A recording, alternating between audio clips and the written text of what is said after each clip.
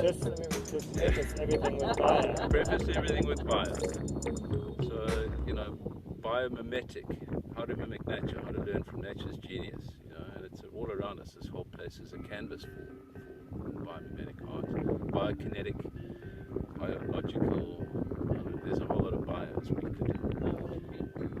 Yeah, so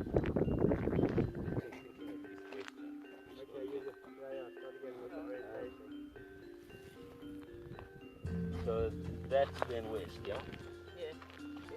West-ish. You got a feature here which you can't. So there's a view line. You know, this is an amazing spot because you can see that whole north range. Yeah. So that view line opens up. Yeah. So because you're on the watershed, this spot is absolutely 360. Yeah. All of this. Yeah. And you really make something. You know, so this is the hub. This is all the partying and stuff's going on around here. And the things. And there's maybe the back, you know, there's a view Opening up. a vista line here that we see Opening through it, like Yeah. you know, anchored on that Yeah. Tafelberg over there, whatever. One there. Yeah. Team camp. Yeah. And then the village, the kind of town, you know, this scale, literally, two bubbles, there and there, that's bigger than we had on the other side by far. Totally. Yeah. Yeah. And what's nice about these is they're on the east slope. And they kind of, you know,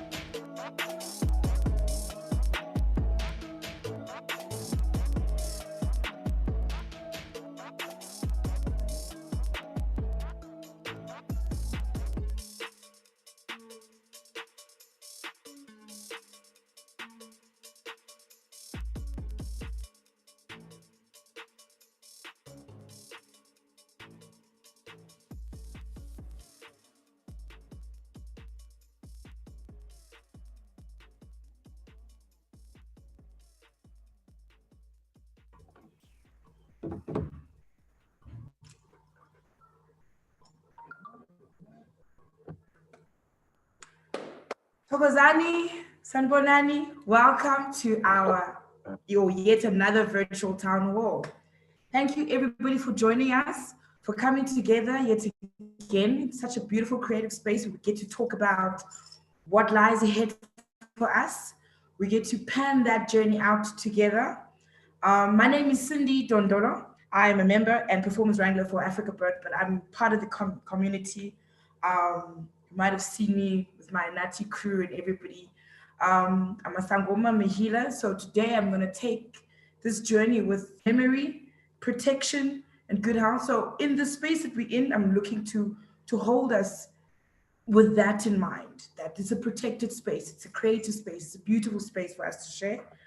And yellow is for imagination, for communication, for clarity, for creativity. So this is the space for us to all be, clear and use our wisdom and use our hearts and hold each other in this space. When we finish the session, I'm going to then read the candles and see what they say about what we come up with today. So thank you and welcome. Julia's going to go through some housekeeping rules, and thereafter I'm going to introduce your list of your speakers for tonight. Thank you. Over to Julia.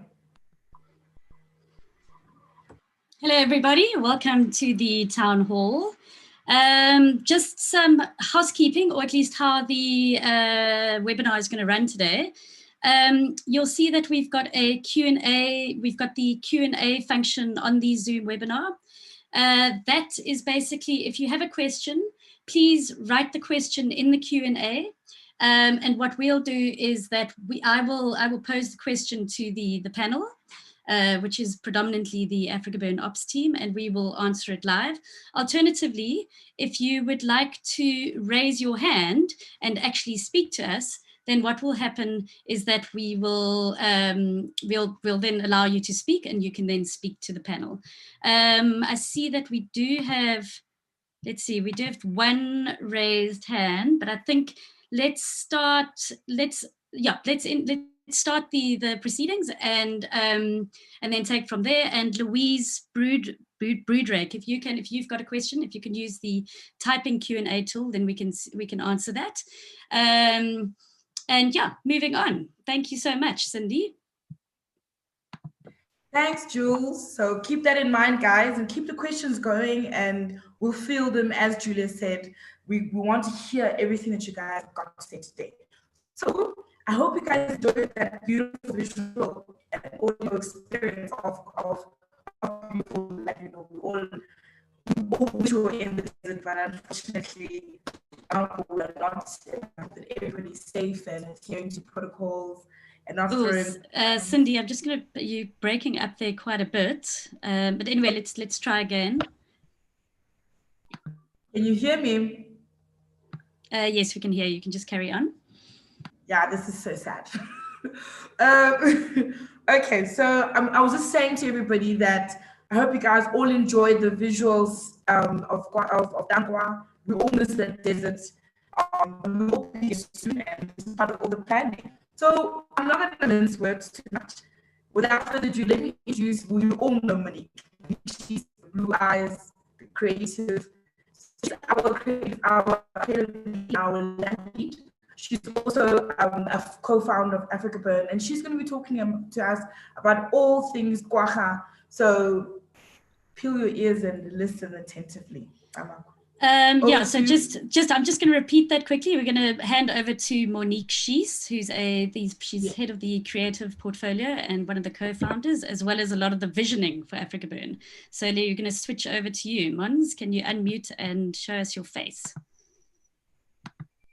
Hi, can you hear me?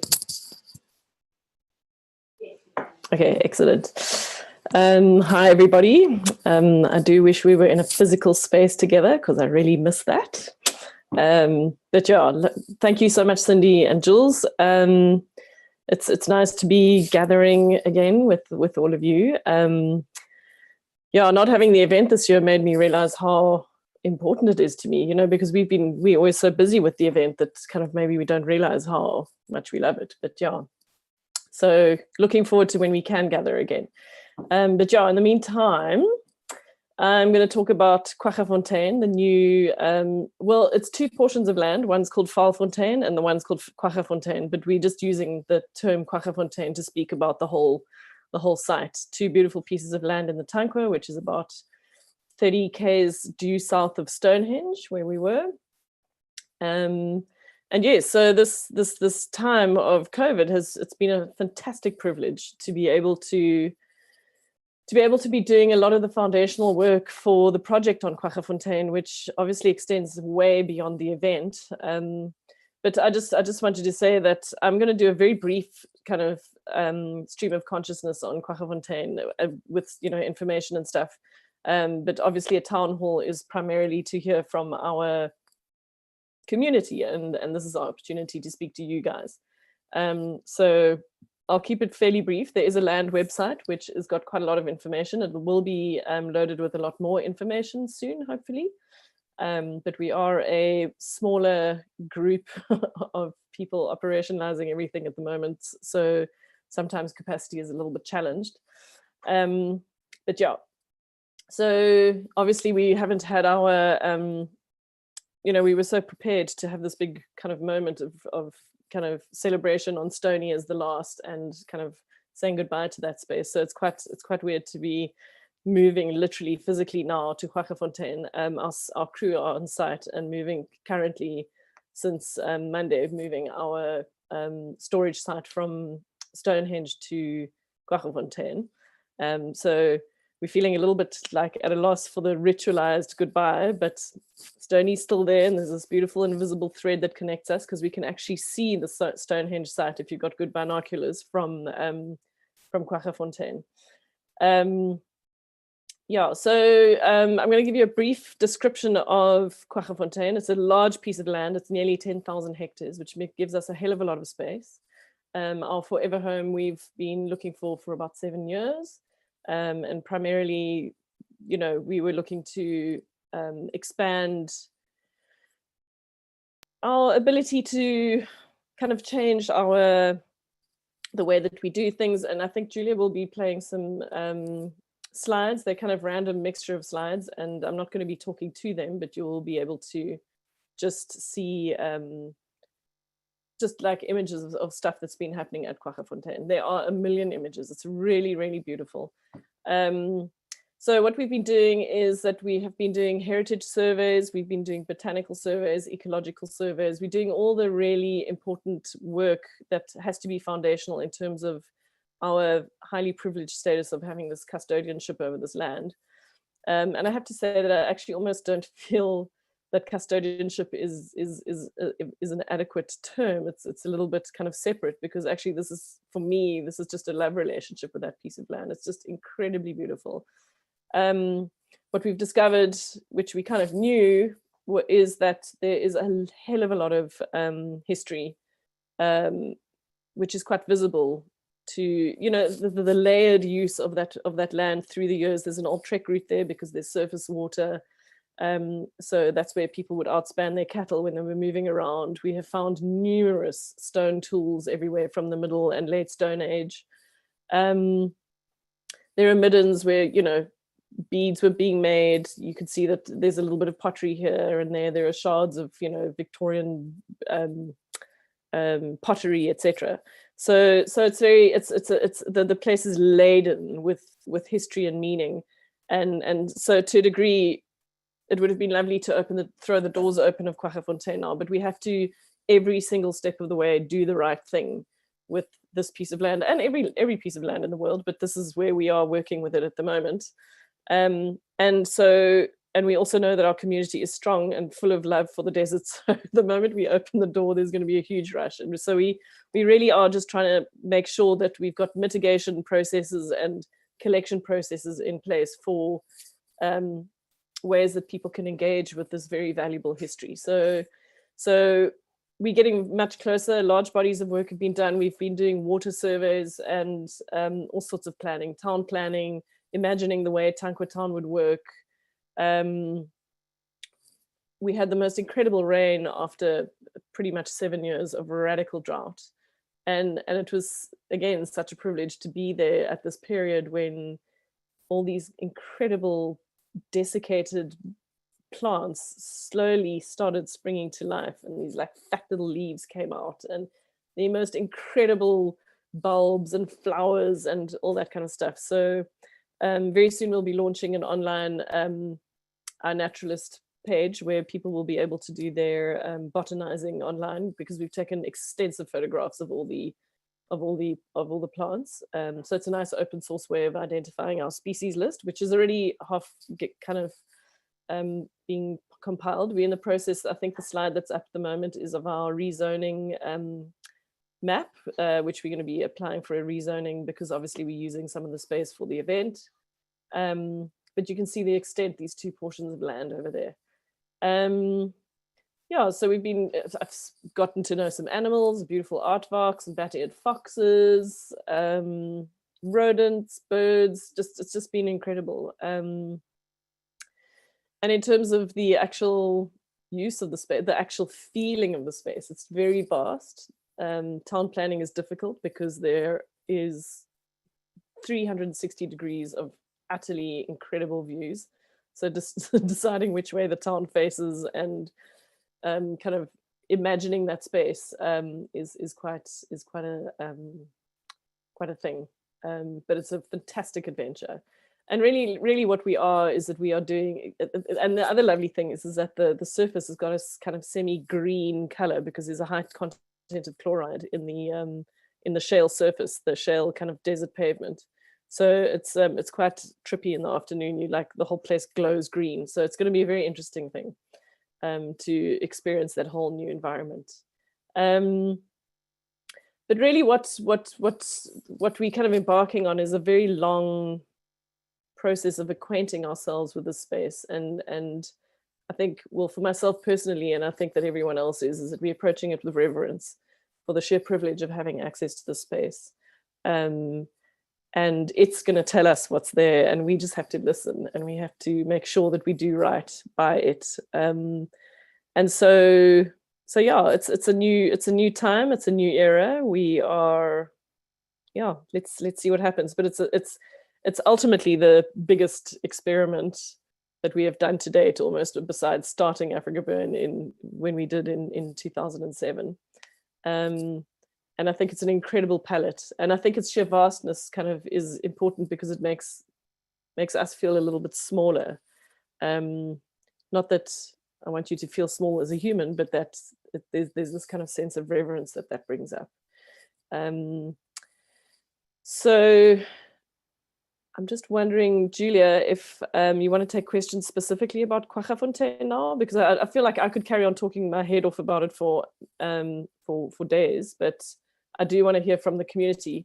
You'll see that we've got that beautiful view of the Cedarburg, which we're also familiar with from Stonehenge.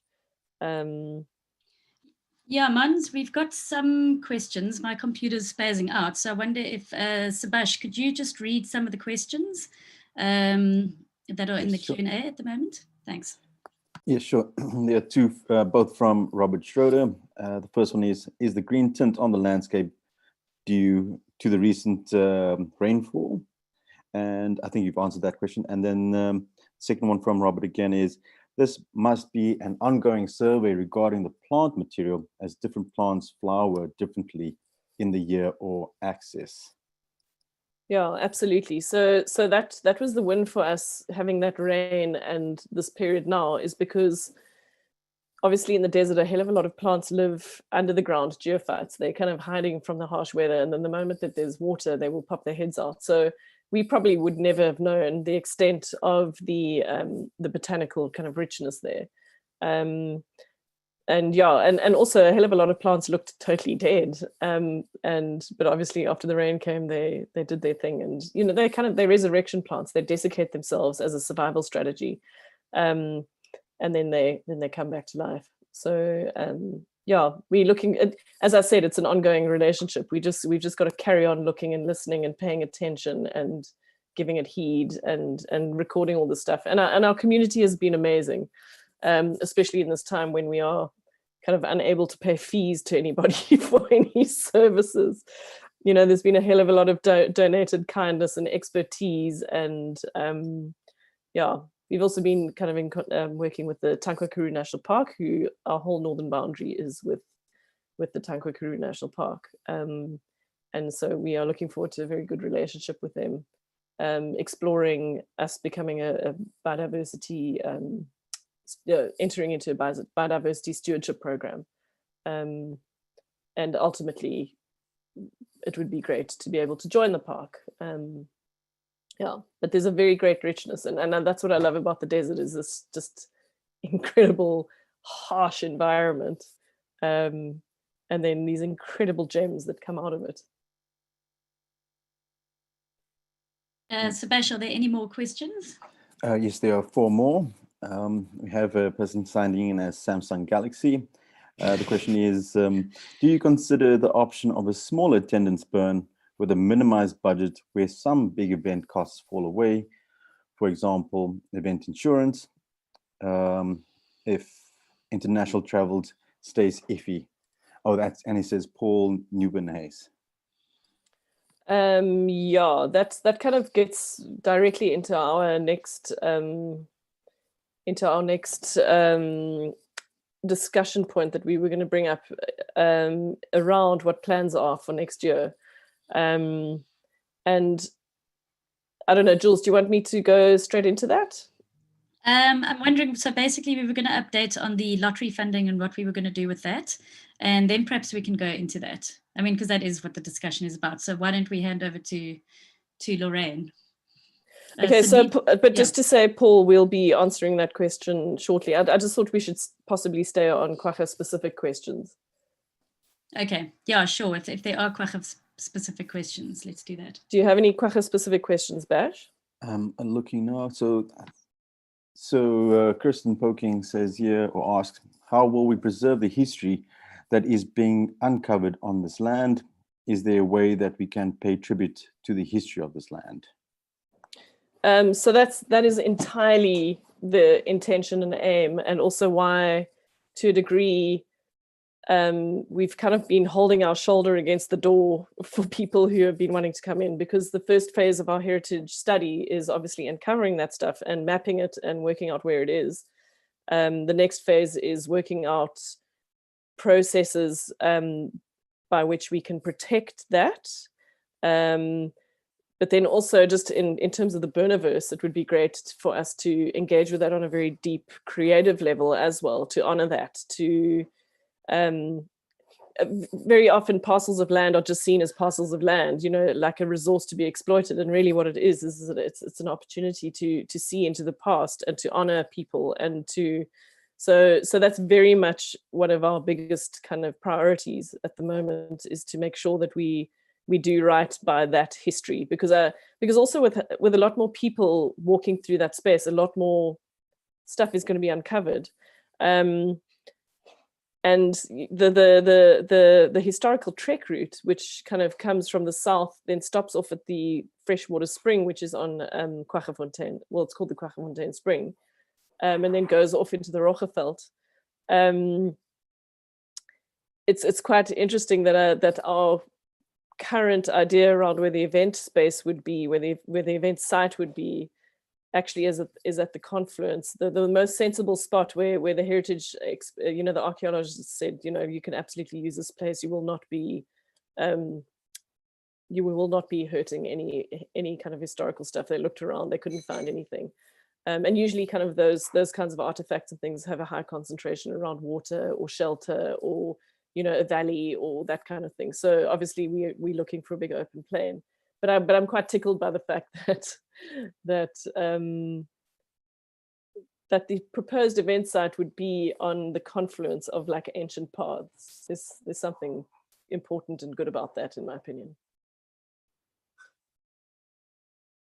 So yes, work in progress. And if you know any archaeologists who want to jump in, please tell them we are open. Bash, could you just carry on asking the questions? Sorry, man, I can't seem to find the Q&A. Okay, not a problem. So an anonymous attendee is asking, are you also serving the air rights for a potential landing strip? I, in fact, had a conversation with Jackie Middlewick, who runs our airport, this morning about, we have a lot of volunteer people who have said that they would be willing to help us place the airstrips. And we do need an airstrip, because when one day we have a big event again, it's really, really important for our emergency services and air evacuations of patients. There's a thing called the golden hour, and getting people out and to hospital within that hour really heightens the possibility of survival. So depending on the injury, of course. So yes, there will be an airstrip. One of the things that we're considering is what the opportunities are of this new site and this radical reset that we're experiencing. And so we're questioning what kind of purpose that airport is going to serve. Okay, anything else? Yeah, these questions are still coming, quite a bit of questions coming in. Right now there's 9 more. We have one from Daniela, as she says, it looks incredible. How hard is that beautiful ground? And in question marks, it's an engineering question.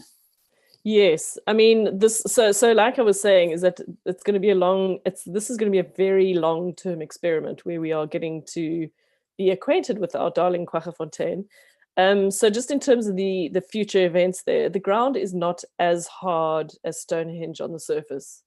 Because the mountains are close by, there's a fair bit of depositional material, sandy stuff. But Roger van Wyk, my colleague, and one of the non-executive directors of Africa Burn, has gallantly walked, I mean, who's been doing all the planning, etc. with me, but he's gallantly walked around with rebar and a hammer in his hand wherever we've gone and done a little tester. And on the softest parts, it's probably about 30 centimeters of sand, and then you hit the shale. So we'll still be able to have a good hard anchor, but the surface will, it's kind of variable. The beauty of Stonehenge was that it was almost 90% exposed bedrock, with a little bit of depositional material on it. And that was also because it was in a watercourse, so that stuff would wash away all the time. And it had a high rate of recovery. So we're gonna be experimenting with that, but certainly we're gonna experiment with new forms of anchoring. But I do think that the plain old rebar will work. I suspect that it might need to be a little bit longer than it has been in the past. Yeah. All right, thanks. Thomas Steiner with his question, are there existing buildings for a potential future outpost, like the ranch they have at Burning Man? There is a small little cottage, a historical cottage, I think, which was built in 1937. And there's a beautiful old barn there, which we're going to be converting into a multi-purpose space with a kitchen. Because very often when we landed on site, and these are some of the efficiencies that we wanted to achieve with our own our kind of forever home, is that we could set up systems where, because very often we would arrive on site and we had absolutely nothing, and so we would have to put up a huge tent and a kitchen before we were able to commence work. And it's a fantastic thing, but it's also wasn't hugely efficient in terms of our time and our resources. And so, yeah, the barn we'll be able to arrive and immediately start work, and be able to cater for all the crew. And then later on, the crew would then move on to the actual event site. And we are also making a kind of a storage and workshop area fairly close to that. And the other plans are for a kitchen garden alongside that, as well as, we've been doing a whole permaculture design, grey water systems, composting toilets. It's a circular economy idea, is that there won't be any kind of leakage on waste or anything. Everything will be used. Yeah, I hope that answers the question. Great. Dale Calder, he's asking, could you go back to the land survey page? I'd like to take a screenshot to read later. You mean of the map? From the presentation from Jules. I can send those directly to them as well. Cool. Yeah. The next question is from James. He says, or asks, in terms of having this opportunity with the land now, is Africa Burn going to erect permanent structures in terms of infrastructure? Additionally, how do you feel about having artworks from some years to come to become permanent, like building a city of the dust? So that has been okay. First question is yes, permanent infrastructure, but not massive amounts. Originally, before we had to cancel the event, we were going to be putting up a giant storage area, because one of the efficiencies that we wanted to achieve was being able to do a quick pack up. And also, what happens with any materials like our toilets or anything in the desert is that there's a high rate of attrition of goods, and so like plastic dies, caravans die, the heat, the cold, the wind, it's just a dramatic space. So we thought that we would possibly be being super efficient if we put up a big storeroom. But obviously, as we cancelled, that was one of the first kind of expenses that went out the window, which was an easy one. So we back to temporary. So we have got 14 containers, which we've placed into kind of corralled systems, and then we'll put a roof over that. And that's going to be like a workshopy space for people who need to go up and build artworks in the patch of time that they have, instead of all concentrated really close to the event. So so yes, there will be some permanent, but we're going to do a very slow, considered thing. And it's quite nice that we had to cancel that big storeroom, because we're going to feel that space and see what works, what doesn't work, because a container can be moved, So at the moment it's temporary structures, but with a lot more comfortable backup infrastructure. And then what was the second half of that? Oh yes, permanent artworks. So part of our idea is to have some, I wouldn't quite say permanent artworks, but at least semi-permanent artworks. So for example, the Sky Labyrinth guys, Carl Pretorius and Shalpin, are already looking to find a new site for a new Sky Labyrinth at Quaggafontein. And the idea around that is to have them quite far out from the event site, so that they're destination pieces. They're really far away. It's something that you pack your backpack and you go and you visit. And yeah, I mean, like, just having witnessed, the year that Subterfuge remained unburnt on site at Stonehenge, and how many people sojourned to come and look at it and just hang with it, in the off times when it's quiet. It's a very special thing to have that incredibly beautiful space with incredibly beautiful artworks in them, and be there in solitude and aloneness. So that is the idea. And in fact, partially one of our funding applications was to the lottery, was for that. But yeah, we haven't, we didn't get the funding for that specific project, but we're trying other funding avenues. Yeah. So definitely the idea is to have a handful of semi-permanent pieces.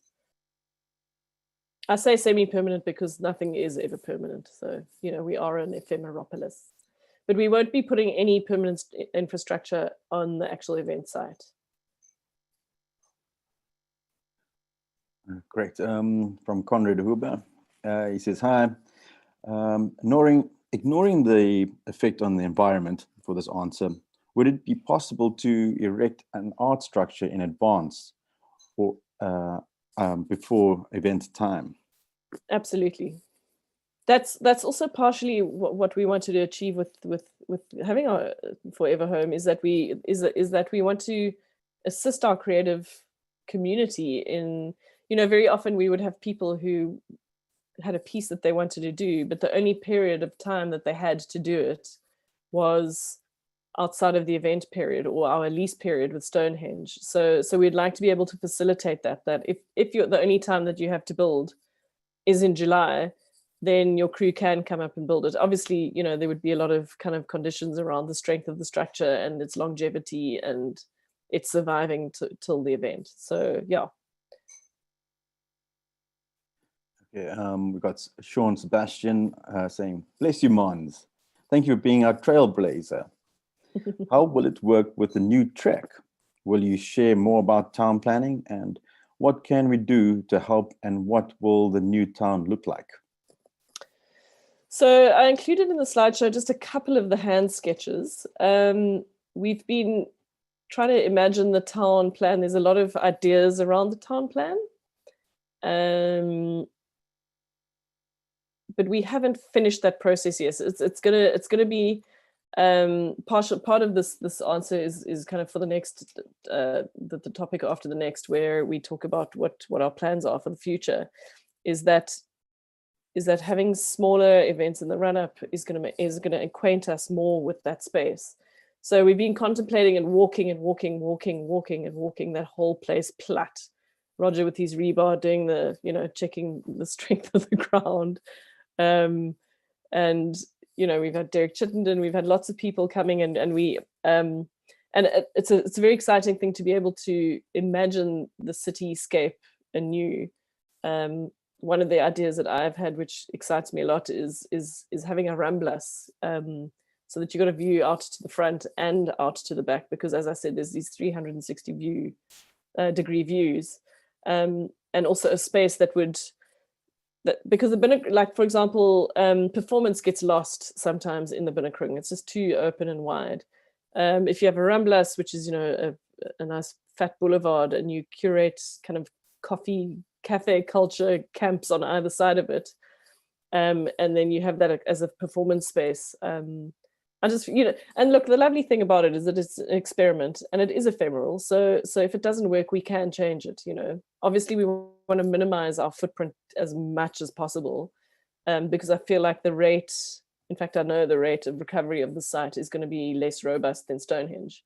You know, when we used to arrive on site at Stonehenge, you could hardly even see a trace of the city. We had to really work out where that thing was or that thing was, which I know is hard to imagine, but it really was the case. So, but I think our trace will also the leaving no trace actually depends on heavy weather. So currently, I was just up there last week, and there was this like absolutely insane windstorm in the interim, and it's incredible how it changes the kind of landscape a bit. You know, there were little sand dunes everywhere, and things had changed. There were little drifts and so on. So, yeah. And thank you, Sean. Lots of love. Great. We've got a question from Brad Hutton. How long do you anticipate the surveys to take? We will be using this information to set off limit areas to minimize impact, or will this be used to encourage burners to explore in a more mindful manner? I'm going to leave some of that up to the experts, but I would say that it would probably be a combination of both. They are very, very sensitive areas. So certainly during a large event when people are altered, you know, barriers drop and that kind of thing. So I would imagine that would be a time of exclusion of those areas. This is just me thinking through it. So this is not on paper or anything yet. But certainly we would want to, one of the other things that we applied for funding for was to put up, you know, like, so Robert Weineck has always had the Arty Factory at Africa Burn, which is all the Africa Burn artifacts. We've gone through all of our old MOOP findings, and you find absolute little gems, and they've been beautifully displayed. And then what we thought is do a combination of the Africa Burn artifacts, and then also the deep, you know, like a small kind of museum of the deep history of Quaggafontein and the larger Tankwa Basin, because that place is just full of history. It's very interesting stuff. Yeah. So I would say, Brad, I would say it's a combination. Great. The next question might be answered by someone else, or if you can take this. This is from Andre. Will the Africa Burn 2021 take place at the end of April despite Corona issues? Okay, that is we're going to be answering that shortly.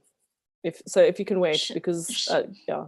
Do you want to just shall we move on, and then Cindy can introduce Lorraine. We talk about the lottery, and then I suppose we can get onto that subject. Absolutely. Cool. Cindy, turn your video on and unmute. There we go. Got you. Hello. So thank you so much for that, Mons. I just wanted to know that when you started talking about all the historical things that you had found on the land, and all those discoveries, I think the spirits heard you, because the yellow candle splits into 3, and that means that there were spirits that were listening to that message of joy and discovery is spreading out back into again. So I'm not still for that. So I just wanted to know that Lorraine Tanner, Lars, is going to talk about funding, and she's going to talk about the lottery funding and what we're looking to, what ideas we have in mind, and then you guys can take questions around that, which will then be followed by our 2021 gathering, which we will not call an event because we're still trying to move through all this Corona movement, and we're just trying to find a way of how we're going to gather. We have some few ideas, but most importantly, we want to hear from you guys. So without further ado, Lorraine Tanner, who is our interim executive director and of development, of course. Thank you, Lars. Welcome. Thank you, Cindy, and hi, everyone. I'm really just going to give like a public service announcement kind of thing to let everyone know that Africa Burn was awarded some funding from the National Lotteries Commission this year, and soon after we went into level 3, we rushed to the lotteries office and we put in our funding proposal, and we put in for a whole raft of different activities and for staff with which to do those activities. And although they didn't actually give us all the funding we asked for, what they did give us was a grant for some machinery and some tools and some infrastructure, which will go towards setting up our site and the farm in line with our Leave No Trace principle, and even more so into the future around leaving a better trace. So that's really exciting because it's the second time now that the lottery has funded us to do projects. Having this infrastructure, of course, will go a long way towards creating the circular economy, which Monique spoke about earlier, and it will also go towards our habitat restoration plans. And so the money will go directly towards stuff. It's going to go into things like solar panels and JoJo tanks and irrigation equipment. It's going to be for processing our human waste and our grey water. And then also some of the money will be going towards the seed bank. And we're particularly grateful for the synchronous allocation of the grant, because it means that we have the funds now and we can map all of this into our plans while we're busy rolling with the move and all of that kind of stuff. So yeah, I just wanted to let everyone know that we've been awarded this grant, and it really stands us in good stead in terms of being able to kind of like commit to our lofty ideals of doing things the way that we want to, based on our principles and our kind of our core foundational aims. So yeah, if anybody has any questions, I'll take them. But I mean, I think what we will see in the coming weeks is those things being placed and those things being purchased and installed. And yeah, hopefully that will stand us in good stead for what we have to look forward to next year. Thank you. Cool. Cindy, back over to you, if your computer's working. I'm here. So for that conversation, I wish I had gotten my money candles. Then I would have been able to see properly what it looks like for us. But thanks so much, Lorraine. If anybody does have questions, we can fill them for later. But I'd like to bring on, if that's okay, Jules. Julia, of course, we know is our ops manager, and she's back to being a member. So we've got her voice again. And back to Mons again to talk about the field trip today. So the field trip is where we're going to be gathering next year, and they're going to explain how that kind of looks like, and then we can also give our input. So over to Monique and Jules. Thank you. So this is the $64,000 question, isn't it? It's the one everyone wants to know. So the idea, we will not, making a public announcement now, we will not have an Africa Burn event in 2021. What we will do is that we will attempt to gather in a manner that is compliant with whatever the regulations are at the time. Obviously, having so much space at Quaggafontein affords us the opportunity to have an incredibly low density gathering of humans. So we've been working on all sorts of different scenarios and ways of facilitating such a thing. But it would be irresponsible of us on multiple levels to start organizing a flagship major Africa Burn event at this point, for various reasons. Our capacity is really curtailed. We're on a fraction of the amount of people working as we used to be. many people are on half time, less time, that kind of thing. But it's not just only a capacity issue, because obviously we could use volunteers a lot, but we really, we have incomplete information. The whole world has incomplete information around what we would be able to do, second waves, all that kind of stuff. So the idea is to have a gathering, to facilitate a gathering of humans on Quaggafontein over the period that would have been the Africa Burn event. So again, end of April, beginning of May. And responding completely to whatever the regulations are at the time. But our early kind of ideas around it, and in conjunction with our safety officers and people in the know, as far as they know, because as we know, the legislation changes quite swiftly. It can change quite swiftly. But we're thinking that it's possible to go up to a 3,000 or even 4,000 person event. Not event. Sorry, gathering. A moment on Quagga where it will still be participant driven, but it will not be an Africa Burn event. We will not have a theme. We will not have a clan.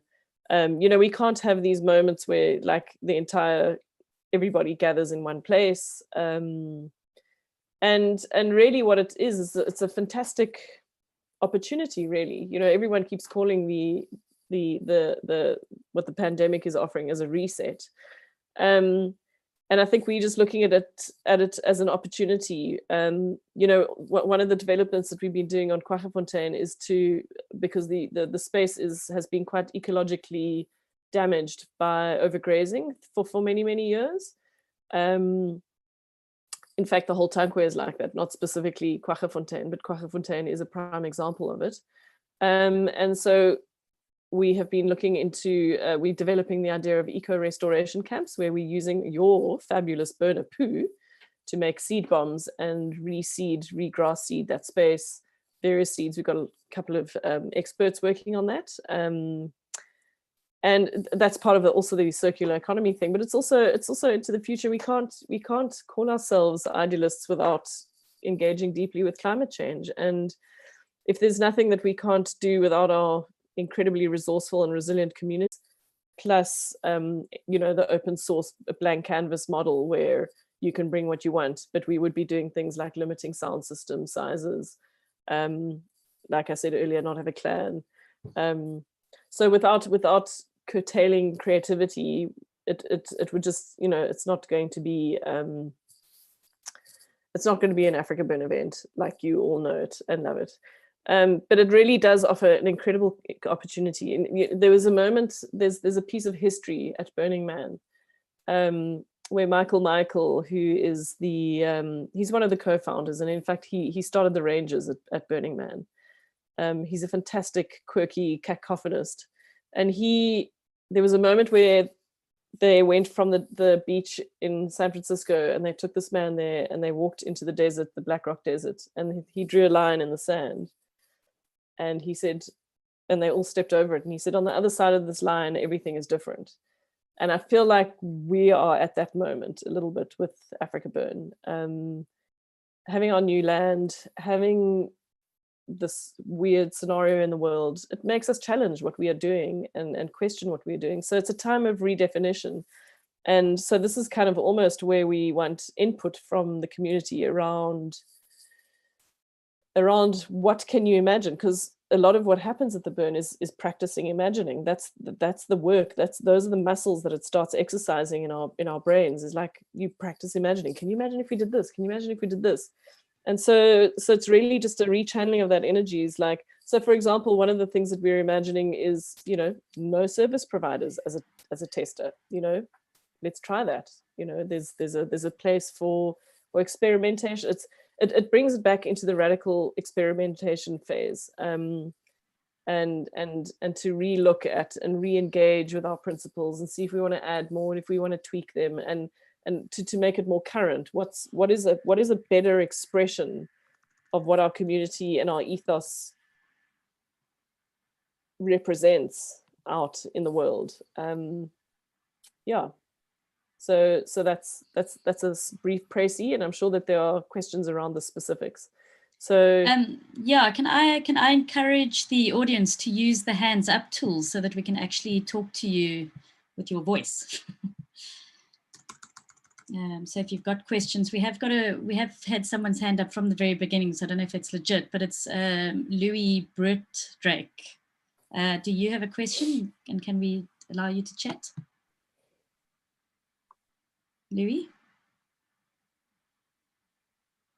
No. Okay. He's still on mute. Yeah. Okay, so he's obviously, I'm going to take his hand down. Okay, we've got Anna Marie. She wants to say something. And we've got Sean Sebastian after that. Anna Marie, just unmute yourself. Okay, can you hear me? Yeah, we can. Good evening. Thanks for the opportunity. Monique, yes, I think it's a good idea what you are planning to do. I think we must just relook at the whole event gathering, whatever you want to call it, till end of February, because a lot of things can change in between now and then. But I think it's also a very good start to have a new beginning for Africa Burn on their own land. And let people come forward with ideas and see what we can do that's different, you know. That's all I wanted to say. Cool. That's Anna Marie, our safety officer, who's working very closely with, is it national government, Anna Marie, Yeah. to try and figure out legislation for events going forward. So yeah, cool. Thank you. I'm going to mute you again. Then we've got a question from Sean Sebastian. Sean, just unmute yourself. Hi, Jules, Mons. Thank you for this beautiful informational session. We are learning so much from this information. You just said something, no suppliers. How do we build our artwork without any suppliers? Yeah. I suppose we'll talk about this afterwards, because I think many of the previous artworks have heavily relied on trucks being brought in to bring in things to build. I know it's not going to be a large gathering. I know it's not going to be a space where we will have the vast majority of people that we've had before. But I, for example, as a person, cannot drive a truck. And I will need to have a truck up there to get my things there, for example. So I have a large collective and a large team that are willing and able to work. We work very hard around the clock, all volunteer. Based on all the guiding principles, but where will the boundaries be in terms of when do we allow a supplier on site to bring our things there to enable us to work? Like I say, for example, I can't drive a truck. Yeah, no, Sean, don't worry, you're going to be okay. No, listen, I mean, the thing is, so from when we started to 2019, the kind of challenges around decommodification and radical self-reliance have represented what can be called the slipperiest slope in our burniverse, really. And you know, and then there was the whole kind of and it is just a slippery slope. So there's obviously very reasonable things that can be done, and a truck driver is one of those. We've never questioned that, you know. Not everyone has got that skill, you know. From year one we were having things delivered by trucks, so don't fret about that. But we'll be having a very deep look into it, and you know, in the controversies around plug and play kind of scenarios and that kind of thing. So it's just that's one of the opportunities that we are feeling that are potentially presented to us with this new space and the non-Africa Burn event. Yes. Yeah. So I suppose what I'm saying I think it'll be reasonable, and I think that we will do public participation on it. It's not like us going to be delivering down from up high the rules.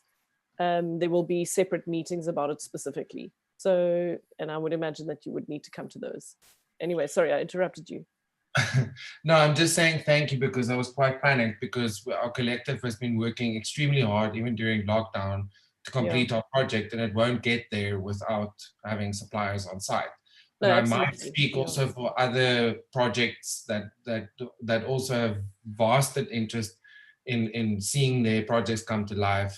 So I certainly don't see anybody rocking up a sign and doing the work for us. We will do the work 100%.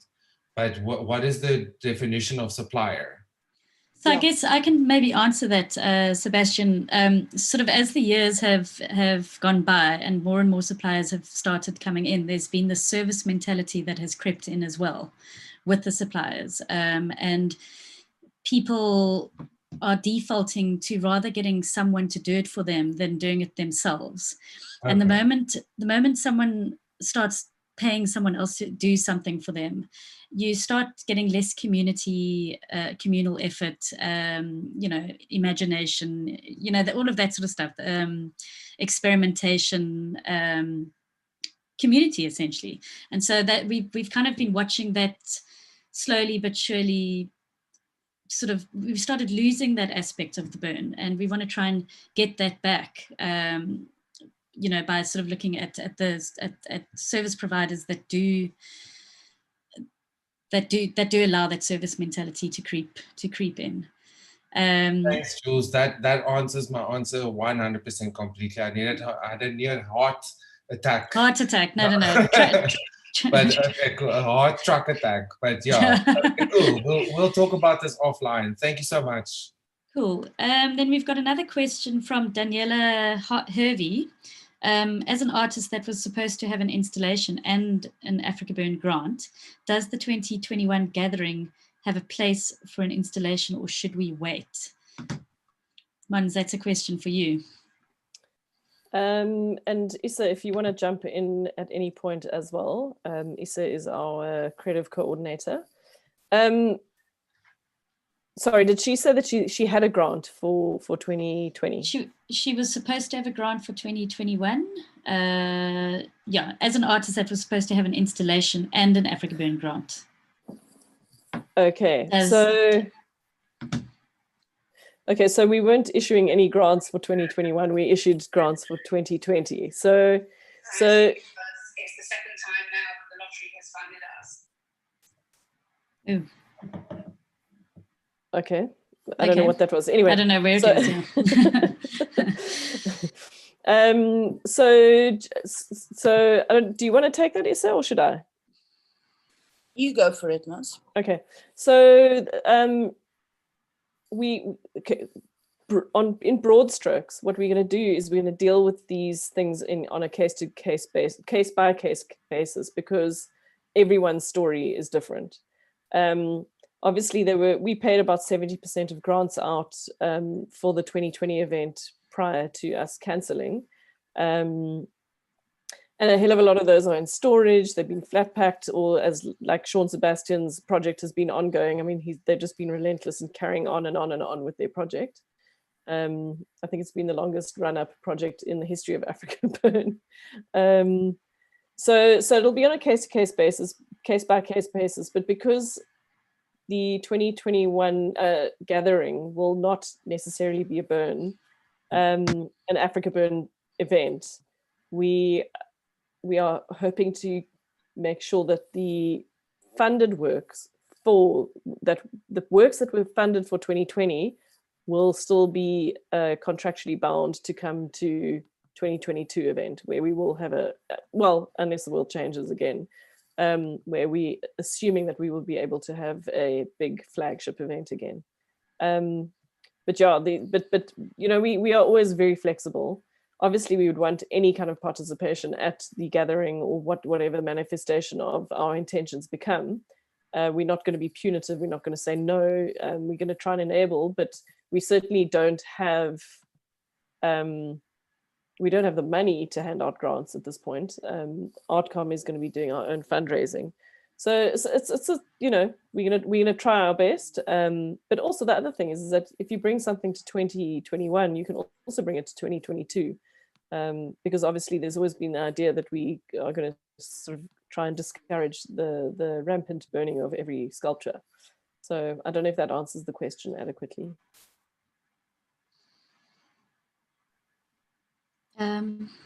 That was on the Q&A.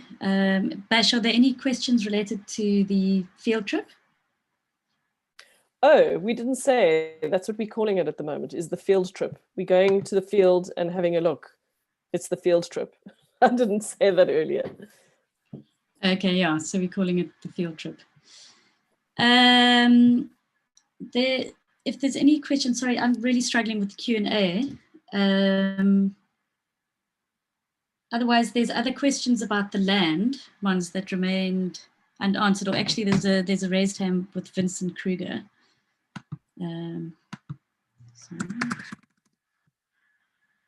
Vincent, do you want to just unmute yourself so that you can talk?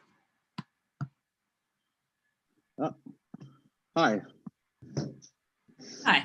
Can you hear me? There. Okay, great. I actually just wanted to find out with the field trip now, will this be a sort of invite only or participation based person list, or how is that going to work? Have you guys planned something like that? I can answer that. Vincent, so basically what we want, it's not going to be invite only, it's going to be sort of, we want to get sort of, I mean, this is the idea at this point, but we're taking suggestions from the community, is that we want people to give us communication about what they'd like to bring to Quaggafontein, to the field trip.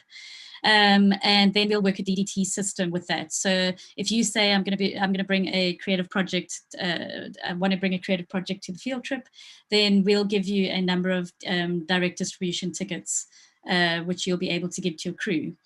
Obviously, because there's so little, there's not a lot of people that we can have there. We're not going to give out massive amounts of DDTs, and it will definitely need to be for the core crew. But that's how majority of the tickets we'd like to be distributed are people that are going to be sort of involved in a creative project. Does that answer your question?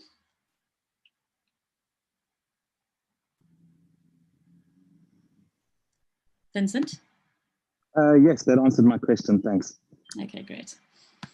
But that is a message to everybody, that we are very open to input on that, because obviously it challenges the radical inclusion principle. If you're selling way less tickets than there's demand for. But yeah, certainly because we are a participation-based kind of movement, it would be participation-based, yeah. But the details are going to be quite nightmarish to work out. Hey, Jules.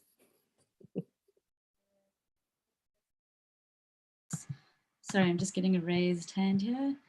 Bash, if you can see those two hands that have been raised, and if you can let them talk. Yeah, sure. That's Thomas Steiner. I'm going to put you to allow to talk. Hey, hi everybody. It's great to see you. How lovely. Just wanted to let you know that I've been to a burn near Austria, close Schloss Bern.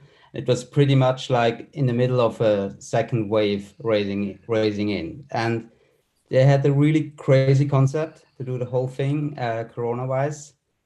And I feel like you need that. And I talked with these guys, and I wanted to ask actually, who wants to have a meeting with their corona task force? They have like 5 doctors who made like a crazy concept, and they're happy actually to share that knowledge with you because we're ahead. Yeah, we have already experience with second waves now, and I feel like you really need it. Who to talk? Yeah, cool. Thomas, we'll definitely chat to the Corona task force if you can put us in touch with them. Great, cool. Cool. Then we've got Kirsten Pope. Is it Poking that wants to ask a question? Kirsten, if you just want to unmute yourself. Hi, can you hear me? Yes, we can. Hi, yes, it is poking. Is it poking? Yeah, like the verb. Oh, right, okay. Thanks. Sorry, I just wanted to clarify because I wasn't sure. So will this unofficial gathering be a ticketed gathering? And then also, I know that Thomas mentioned it just now, but are you guys considering having a sort of COVID task force to sort of help, you know, sort of oversee that everyone is, well, not everyone's being safe because everyone has, you know, to take responsibility for themselves, etc. But bearing that in mind, oh, actually, now that I was talking about it, there was actually something that I wanted to suggest with regards to that. It's something a friend of mine who attended a gathering in the UK, not a gathering, it was just a camping thing. What they did is they had a system basically of wristbands that would help people identify each other as basically what sort of comfortability they were at. So if some people were maybe more, say, flirtatious with risk, then their wristband would show that they're more willing to, say, openly hug and be in close proximity with another person, regardless of the risk. Whereas some others would, say, have a wristband showing that they are a little more cautious and like to keep their risk at arm's length. And this helped people feel comfortable without necessarily bringing up possibly an uncomfortable topic or a very tense and argumentative discussion about comfortability. So those were just one of my suggestions and a question about the tickets. Thank you. Wasn't muted. I mean, I was muted. Yeah, thanks for that suggestion. It is something that we have already considered, and we will definitely be doing that. Just in terms of tickets, like I said to Vincent earlier, is that we want sort of, I suppose, creative or experiment communication from the community that would like to come to the field trip. And once they've got a sort of project up and running, then we'll give direct distribution tickets to them, which they can then give to their crew. And then depending on how the direct distribution tickets go, we'll then have a general sale, which will be open to the public. But because this is about, you know, this field trip is about a reset and, you know, just trying to get back to the roots of what the things that make Africa Burn special, is that I think a lot of the tickets will probably go to crews that are working on either projects, experiments, and all of that sort of thing. Does that answer your question? Yeah, it does. Okay, great. I just was wondering, well, I guess I don't really have the question formed yet. It's more just a feeling about that, because as I was actually leading up to this burn, there were actually quite a few newcomers who wanted to be a part of that creative space, but had only just been introduced to it through my experience, so shared with them. So it's just sort of this feeling like I don't know how I would be able, or they would be able to be a part of this in a way, because it's just like it's because it's so new, it's sort of also closed to them because they don't know how to interact with this space yet. That's why I was looking forward to this burn, because it would be a way for them to sort of be introduced to the burn, but without the other stuff.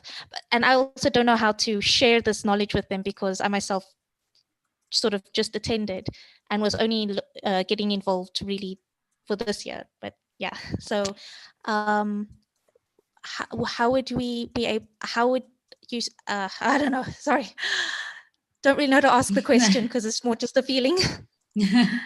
How would you, so I guess I mean the field trip is it's the opportunity for the community to come and experience the land and to get a feel for the space.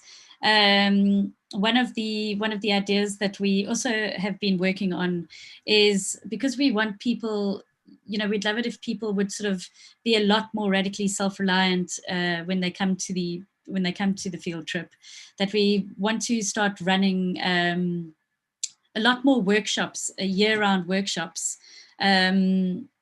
prior to going out to the desert, sort of teaching all sorts of things, which will then sort of create more community in the city before people get to the burn, or at least to the field trip. Yeah.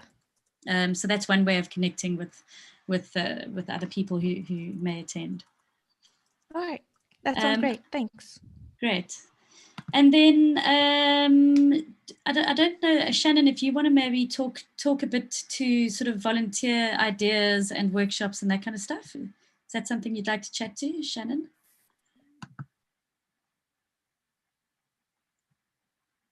Are you around? Hey, you muted me. Hey. Sorry, man. I was actually trying to unmute you. No worries. Can you start your video? Or don't you have...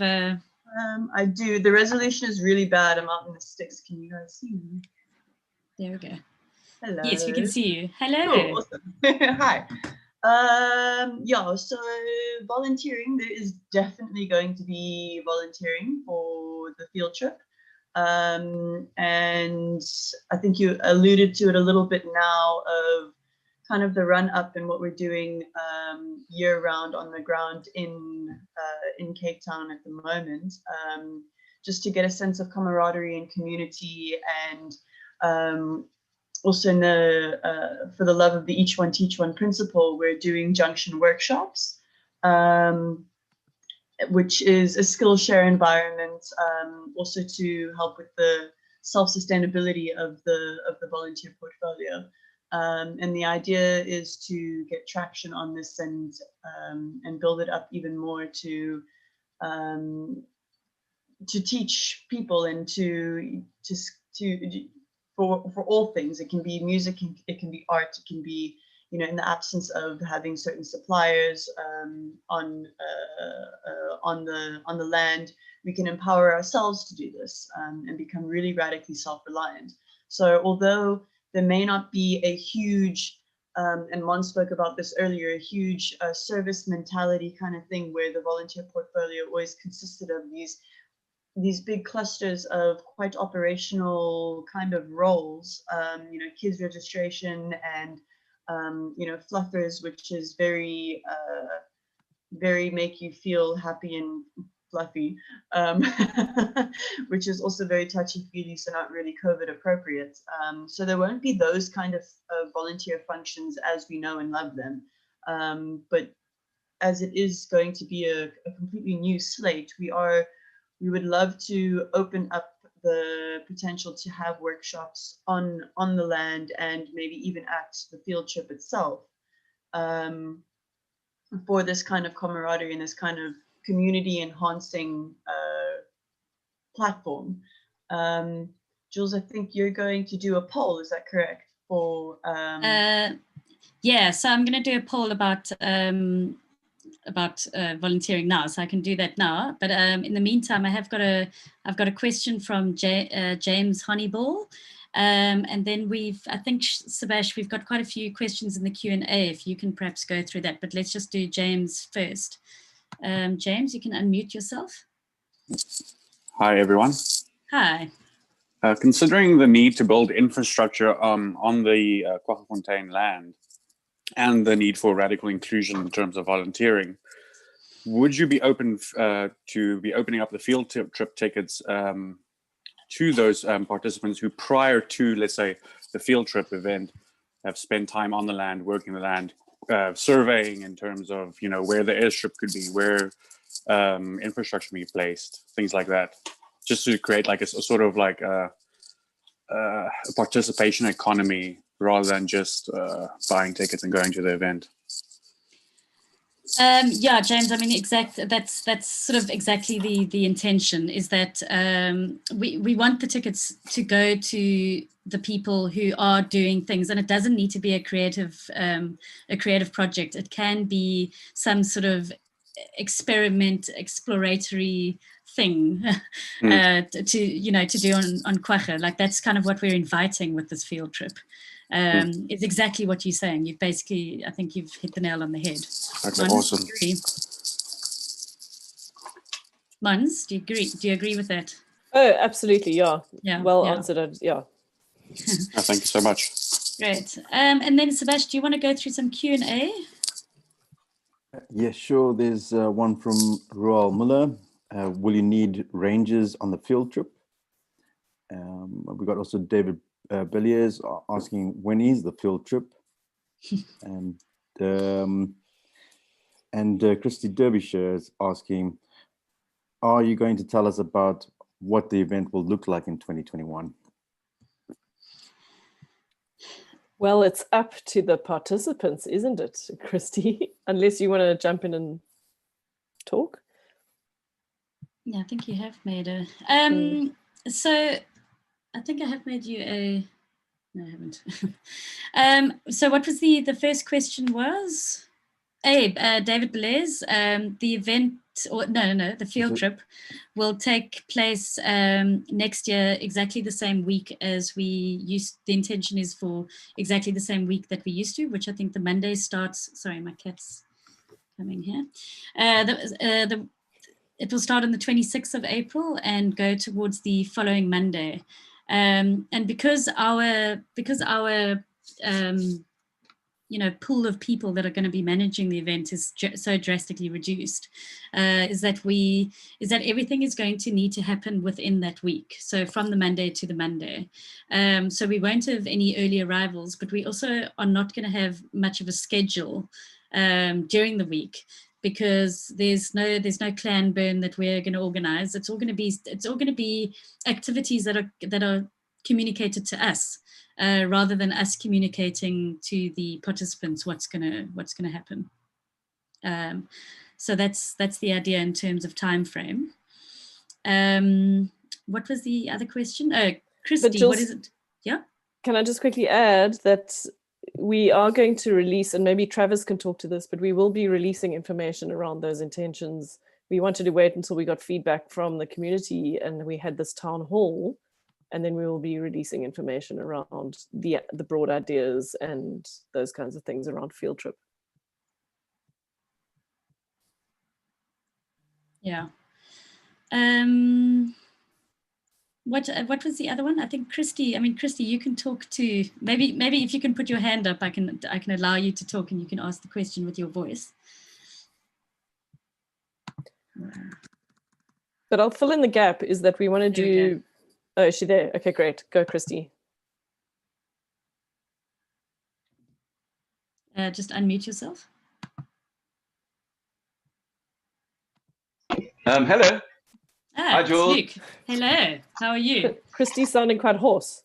It's quite dusty out here. Sorry. No, I'm just checking in to say hi. Just so that everybody knows, that's our DPW crew who are on site at Quaggafontein currently doing the move. Okay. You guys have a question or not? I think Luke does.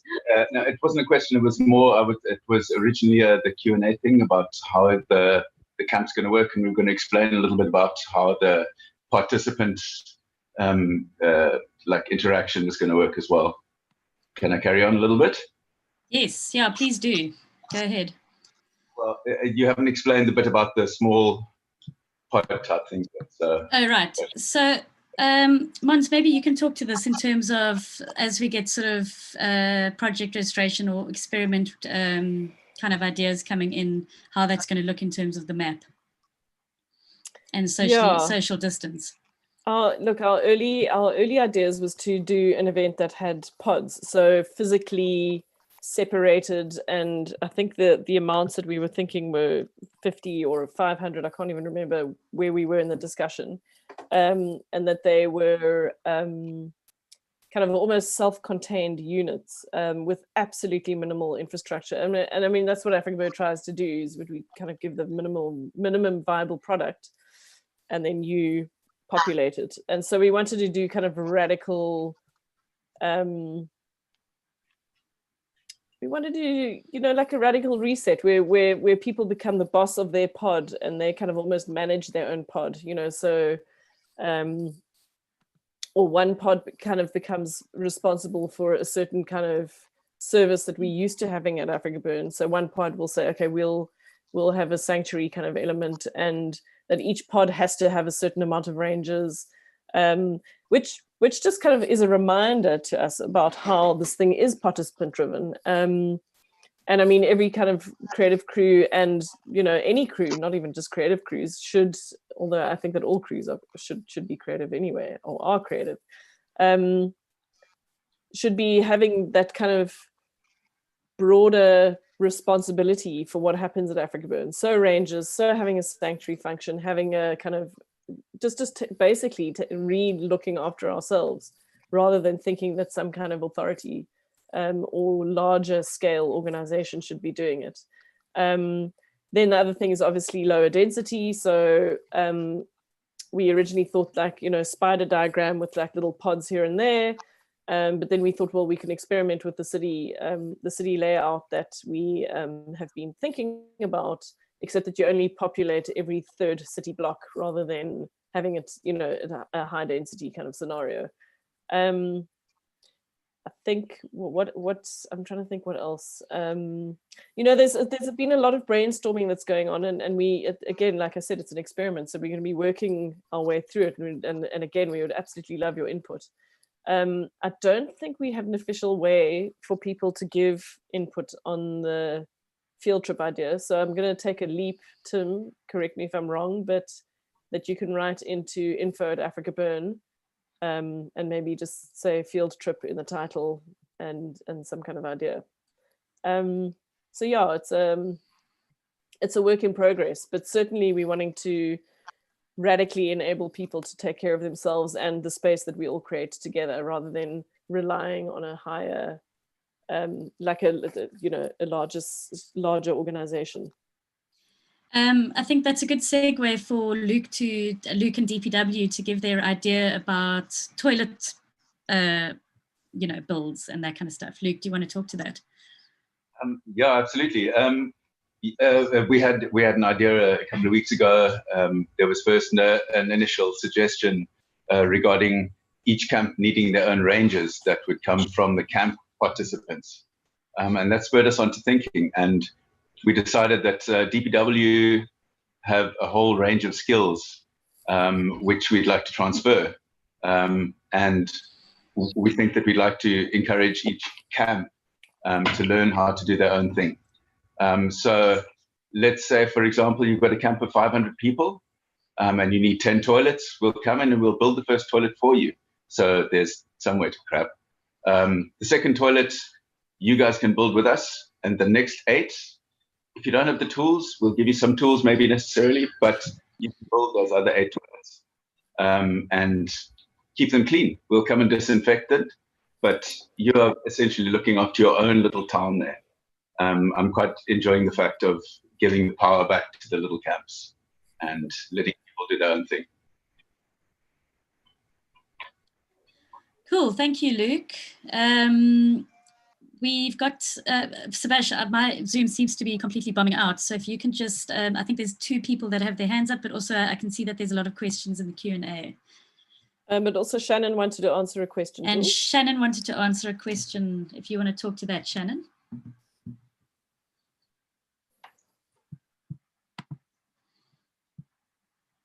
Hey, yeah. There was a question from Stefan. No? Sorry. Someone was asking. Kieran Trevin. Yeah. Just how to get involved in volunteering. So if you want to get involved in volunteering pre-event, at the event, get involved in any workshops, please just send us an email to volunteers@africaburn.com and that'll come directly to me. And is that volunteers with an S at the end? With the S, because there's more than one of you. Thank you. Bash, can you go through the questions in the Q&A? Yeah, sure.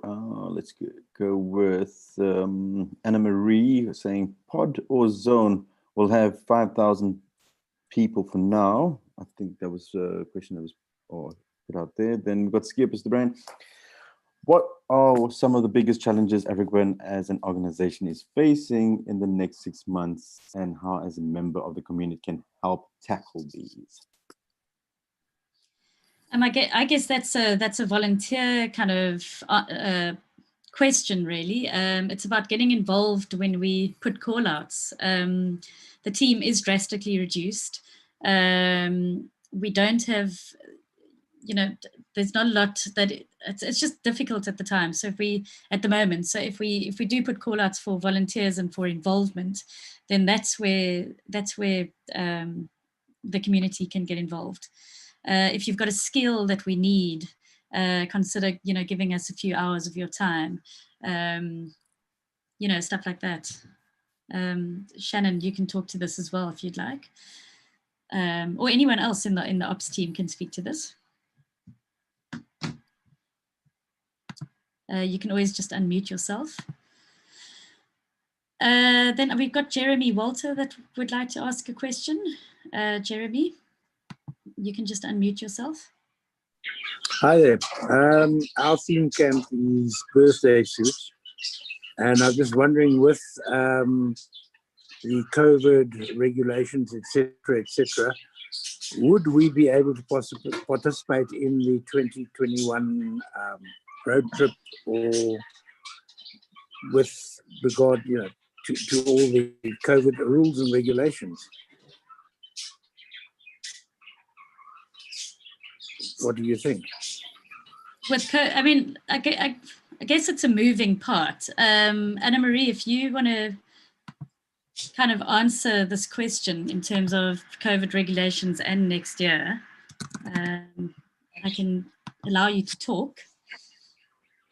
Yes, absolutely, we can do that. A pod or a zone will consist at this stage, I think, of 500 people. So social distancing, and so far the masks, which we hopefully will get rid of sometime within the next week, we pray, but I don't know, I'm not putting my chances on that. Social distancing, yeah, that's also a problem. We experience that at other events as well. People don't take self-responsibility to an event, and that is very important. We need people to come to the party and do social distancing, do hand sanitizing, and wear the mask. COVID has unfortunately changed the whole event landscape. Nothing is ever going to be as it used to be. We've got to live with it, and it's going to be part of our lives for the rest of our lives. Yeah, but we need people to take self-responsibility as well. Thank you. To answer the question from my point of view, I think that we are uniquely positioned to do that kind of thing. I think burners are really practiced at taking responsibility. And I think that, Jeremy, we're just going to respond closer to the time as to what the regulations are, because as we know, they move and change all the time. And I think that you will be able to bring your offering and be able to be inventive about how to keep the essence of it without jeopardizing the gift. So we're an inventive bunch. We'll work a way to do it responsibly and playfully and happily and with a lovely spirit of gifting. So I feel quite confident that that's possible. I think so. We've got a question from David Belair as well. Allow you to talk. You can just unmute your mic. Darby. Okay, let's try that again. Not sure if you can hear me now. Hi, Yeah, we Jules. can. Hi. Being unmuted by you, Jules, that's quite cute. I know. How the tables have turned. I'm really sorry. I've joined the meeting late. I've come in from a long trip, so I've missed a very large part of this this trip that you guys are planning. When is that for? And I know that they said it was answered earlier, and I did miss that, unfortunately. Would really love to be part of it with the team from P4P. Obviously, we're really concerned about what's happening. We've got some intel that things are going to change quite radically heading into the new year, so we're quite excited. I would love to share that with you. But if you could let me know when the trip is and if there's anything we can do from our theme camp's point of view in terms of assisting, we would love to. Cool, thanks, David. So it's going to be the same week. I think I said this earlier. The same week as Africa Burn usually takes place. So it's the 26th of April until the following Monday, which is the 3rd of May. So that's when it's going to take place. All right, fantastic. Thanks a ton. Be in touch. Cool, man. Thanks. Super. We've got a question from Nathan R. Nathan R, do you want to unmute yourself? Name is Nathan from the United States. I just had a question whether you guys had any thoughts if international attendance will be allowed at the 2021 field trip event, or if you guys have gotten that far. International attendance at the event is purely reliant on what our country and your country allows in terms of travel.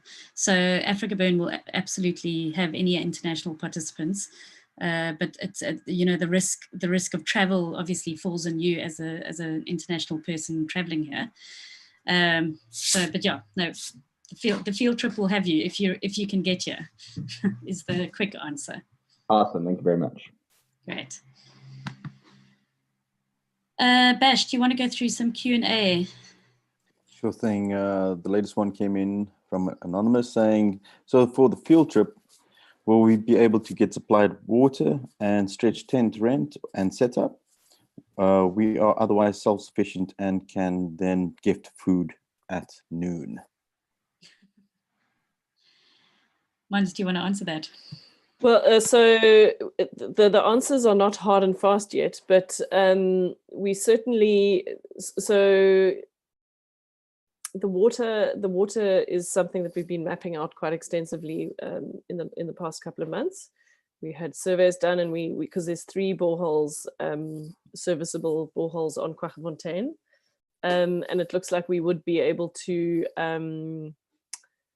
We will be able to supply water to the participants because there's a fairly high yield on 2 of the boreholes. We'll definitely, and so the reason why we just historically to place you in the know, the reason why we allowed for local water to be supplied is because it's an environmental concern. We didn't like the fact that people were driving from Cape Town with cars full of water. It's just not efficient. Plus, at the time, Francois, who was supplying water, the profits from that go to what's called the Kinderfonds in the Tankwa Karoo, and so the Kinderfonds being, for the school and feeding programs, etc. So it felt like it was a really good thing to do, so that we minimizing the use of throwaway plastics. Everyone comes with those 5-liter things of water.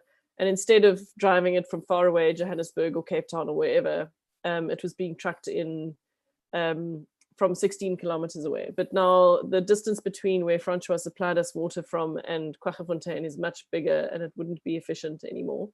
But also, our financial vulnerability, Africa Burn's financial vulnerability, we've been grappling with the idea of how to diversify our income streams for many years.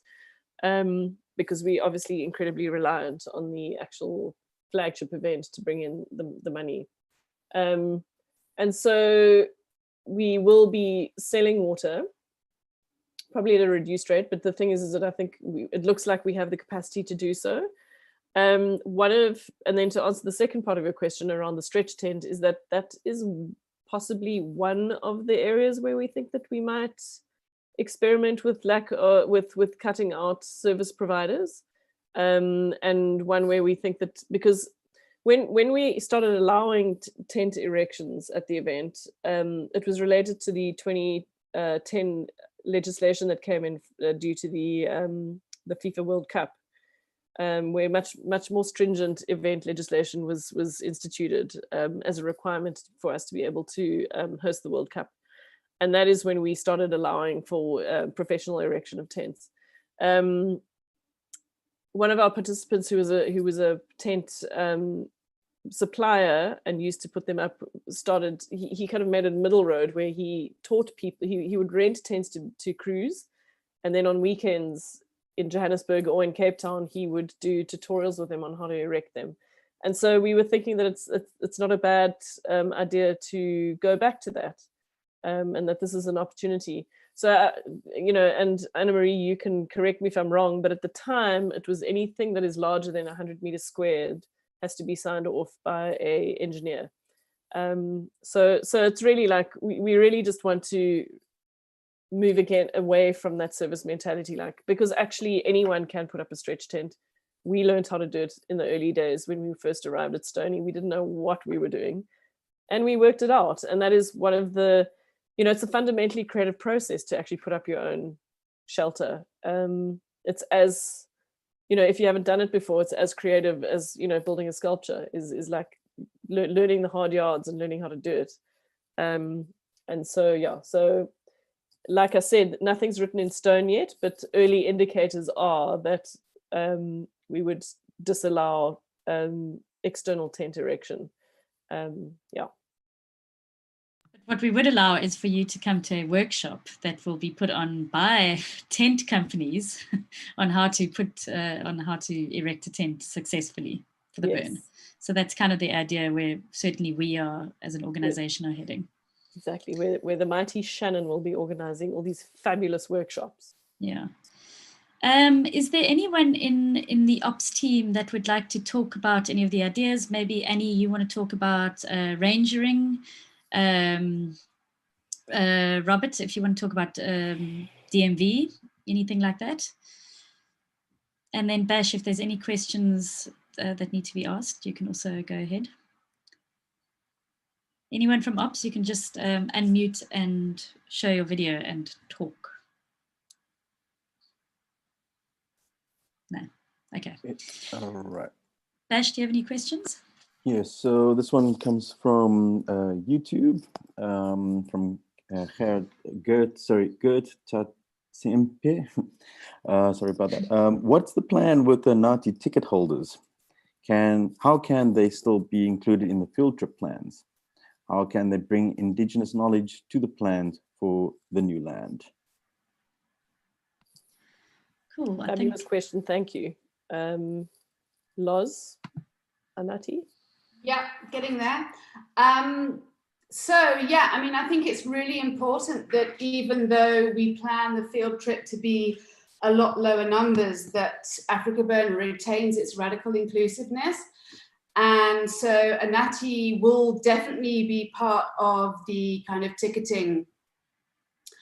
What the challenge that presents to us though at the moment is that our grants for Anati participants will not be available to us through the usual ticket sales. So what we're going to have to do, and what we're already busy doing, is looking for external funding for that program.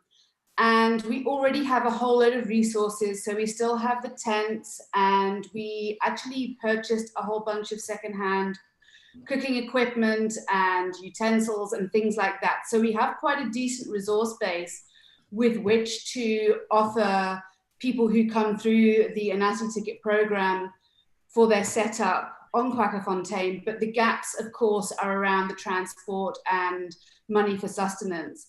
So I have already put in a couple of funding proposals towards that. And then, of course, we will absolutely help people to like do their own fundraisers and those kinds of things. So it's really around how do we mobilize that? And I mean, I think that's important to consider this for all the kinds of activities that we're going to be having on Quaggafontein as well, because obviously the land opens up so many possibilities for different iterations of Africa Burn beyond what we're used to and beyond what we're kind of known for. So making sure that we're radically inclusive in all of our activities is massively important. But then also to say that the organization offering Anati tickets is not radical inclusion in itself, that's access. The radical inclusion element is the community, making sure that they're making their circle bigger, making sure that they're looking at ways in which to increase their diversity, and also to recognize the challenges that people might face entering into a space which might not necessarily on the face of it represent what they do or what their interests are. So it's part of a bigger conversation. And in terms of getting involved in the land, absolutely. We have a land website, so you can go through that and you can enter your information on a form. And if you've got gifts to offer in terms of knowledge and experience, then absolutely we're open wide to receive that.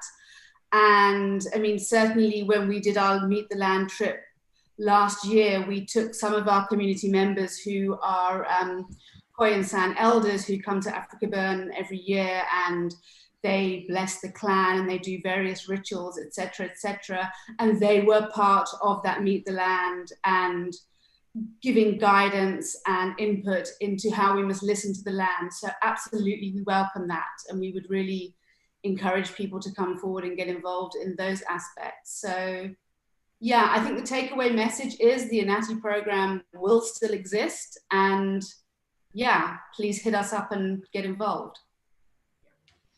Also, Cindy, if you can talk about the sort of the artists that you've been working with Utopia and all the sort of online events that we've been having, and how how people can get involved with helping those people get to the desert. Can you guys hear me? Yes, we can. Okay, cool. It's lightning out in Joburg. So excuse me if you're not connecting. But yeah, I've like, there's a lot of people that have been interested and not very well informed about what Africa Burn is. Particularly, I think township artists, rural guys out in the rural areas who are artists and who belong to artists organizations, but just didn't know how to gain access. So one of the things I would actually go out and do with myself and Mons and Lars and a couple of others, we'd go to like Kailicha to an arts group and we'd show them pictures. We'd actually orientate them about what Africa Burn is about. And from there we started to get participation, interest, but most importantly, we found that there were a lot of performance artists, poets, indigenous artists, storytellers, guys who make biras and kalimbas and drums, who are very much interested in participating. And we started to work with them with Mangala. Then one day, I think guys were looking how do we get onto some of these theme camp stages. And so one day it was dusty and they all got into chillers and they're just into OCC. And they just made it home, and it was like they would jam there. And then we actually just grew that space into very much an accessible space for artists who were coming, but didn't know didn't know other theme camps. They don't know how to maybe talk to these peoples, but then people could come, burners could come and actually see what they're about, meet them, interact. And it just grew from that, and it's become so beautiful. We've had a couple of workshops in Johannesburg, out in Vosloo, and I'm happy to say that out of this coronavirus, we got our first township burn. Neo Monapule, who's out in Vosloo, built his universal man. Obviously, he got a bit of guidance from Walter. He called a couple of guys, and he was really eager to come on and bring, he's a carpenter, to bring on one or two of his friends, and they were going to become art sluts. And so, but unfortunately that didn't happen. But then they just decided, you know what, let's wing it. And they built an incredible man, and they built the first township burn. And now they've organized themselves into Kasi burners. And they're fundraising for equipment, for tents, and they're going around asking companies like that are throwing away things, and they like really clubbing together to get their resources ready for whenever we have another event, or even when we do our field trip. We're looking to bring crucial sort of artists who can come into the space and help us sort of bring love, healing, indigenous knowledge, and just to help us deeply connect with the land. So that's where we are. Thanks, Cindy, that's great. Okay, Q&A people, since I'm totally blind, I can't see them. Sebastian, is there anything else that needs to be answered, and have all those land questions been answered as well that I got sent earlier? All right. I guess this could be a land question. Will the storage area be available for the public too?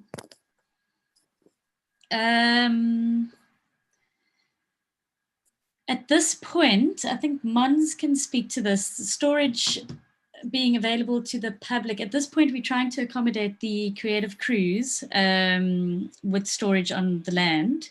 And once we've got a lot of them sorted, these are creative projects that have contributed to the burn for quite some time.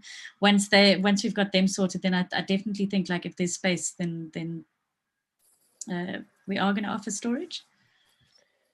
Yeah, so yeah, I mean, you answered just fine, Jules. Okay. But the thinking was, part of the support for the idea is to, again, it's an environmental issue. Large trucks going up and down with containers every year, where the goods are only being used for a week or 2 weeks in the desert.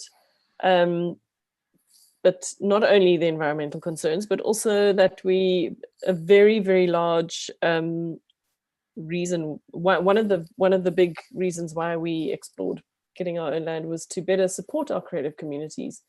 And so this land has been an incredible gift to us, from the Mapula Trust.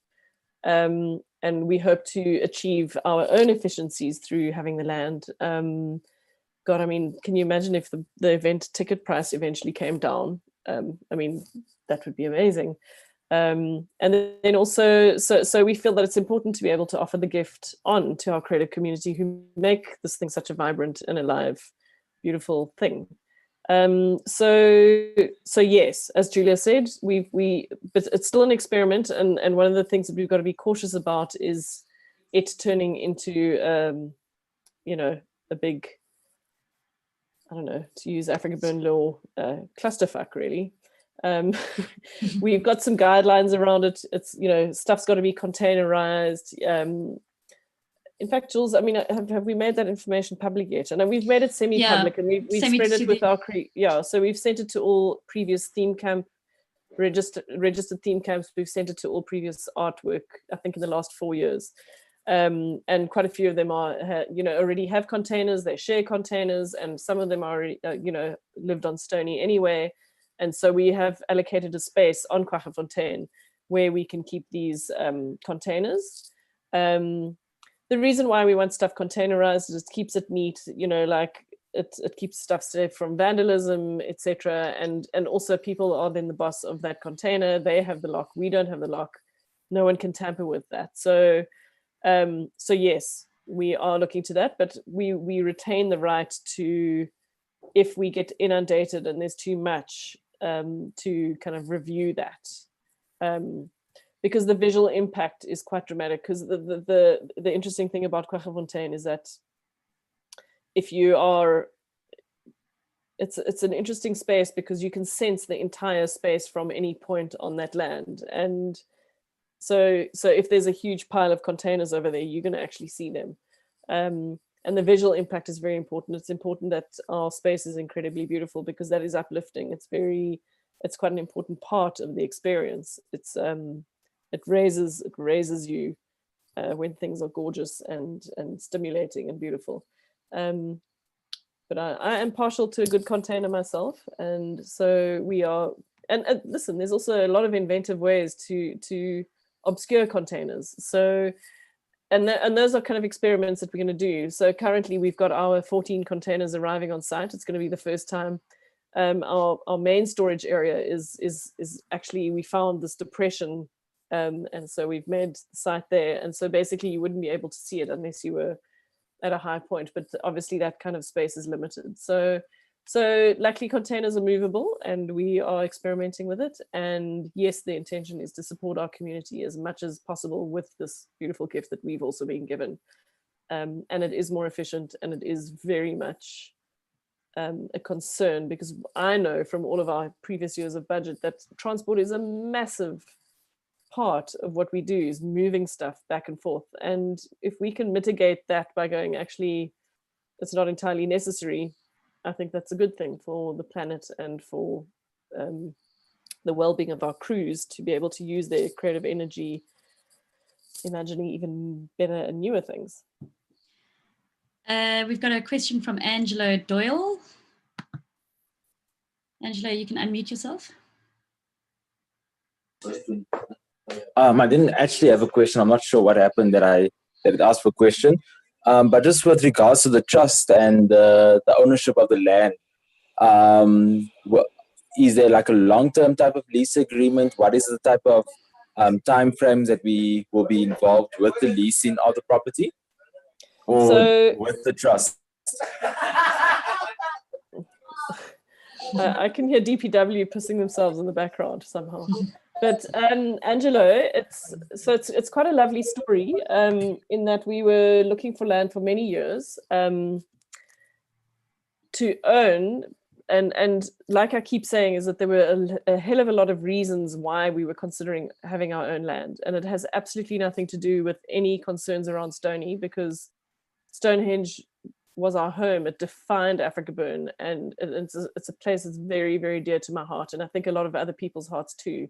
I think that there will always be kind of sojourns there. So it wasn't that we wanted to leave Stony. It was more that we wanted to move towards something. So the rental that we paid Stony, compared to what the land price in that area was, financially, it didn't make that much sense for us to be paying that amount of money every year in rental.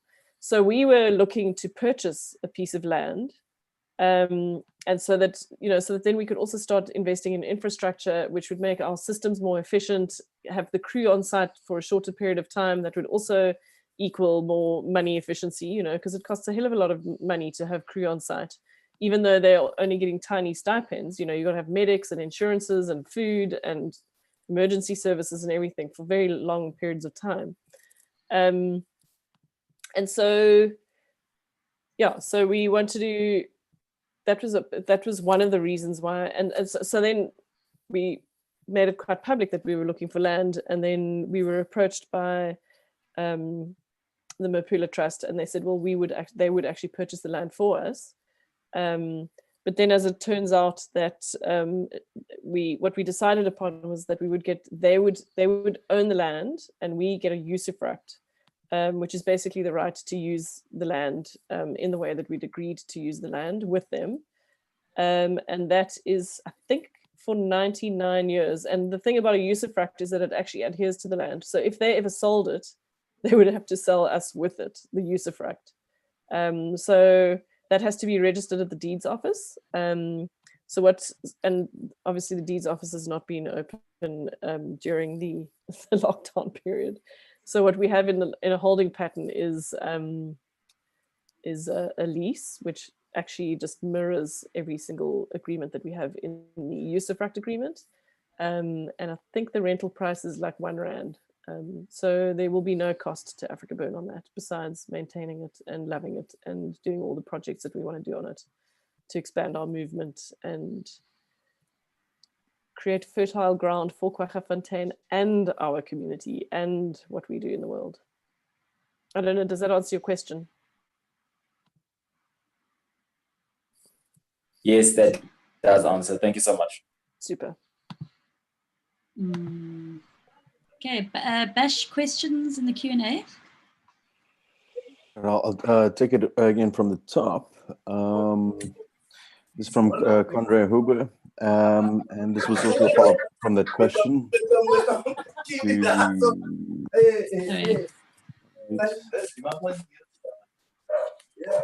Is that your side? Oh, sorry. Angelo. Mute. There we go. I've muted him. Gone. So this was after the Conrad's question of building before the event and keeping it there. Then he says, thanks for considering the answer of my previous question. Would it be likely possible to build supermassive artworks over space, let's say 5 years?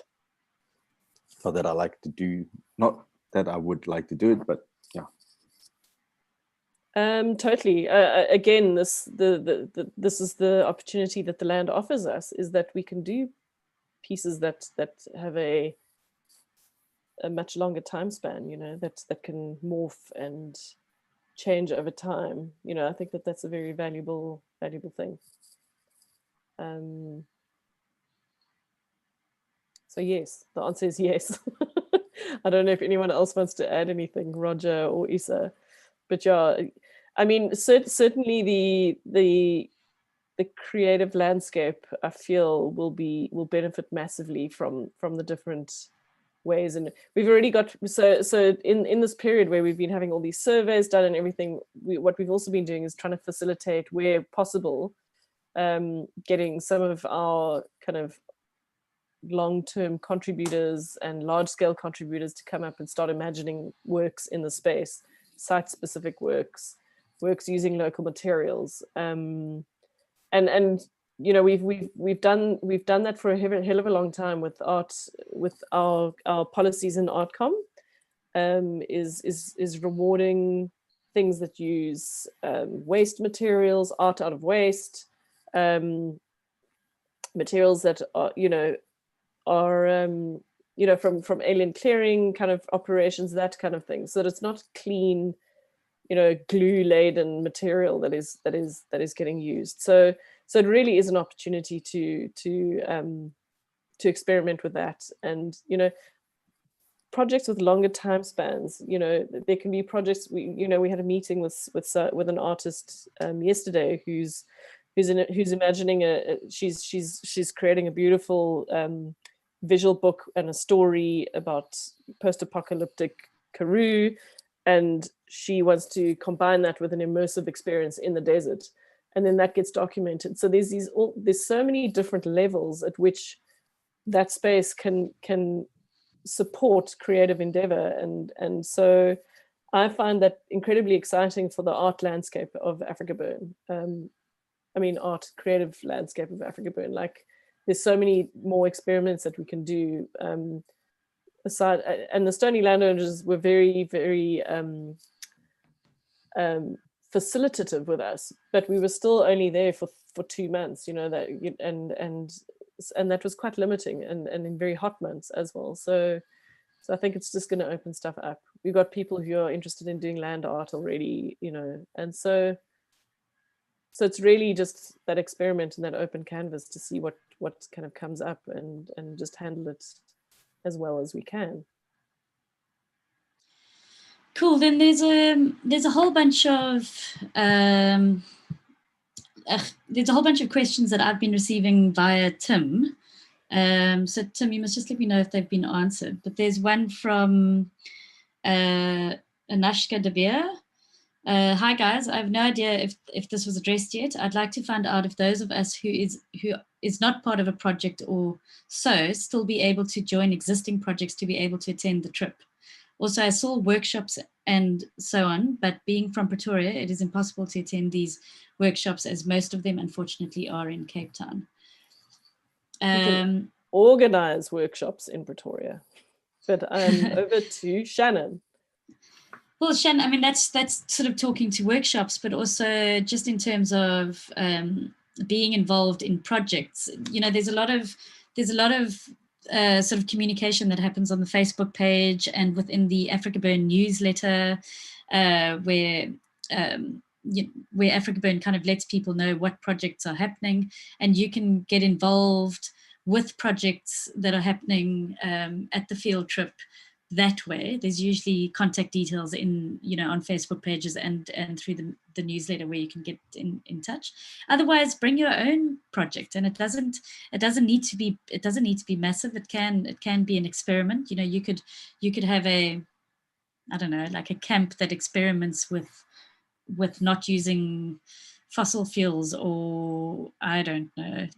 There's been some ideas that have been thrown around, but that's sort of the experiments that we are excited to hear about. And I think from Shannon's point of view, the volunteer coordinator, is that there's a lot of help that she's going to need with existing volunteer things that we usually have at the event, that she's going to struggle to run next year, just because the capacity of the organization is so little at the moment.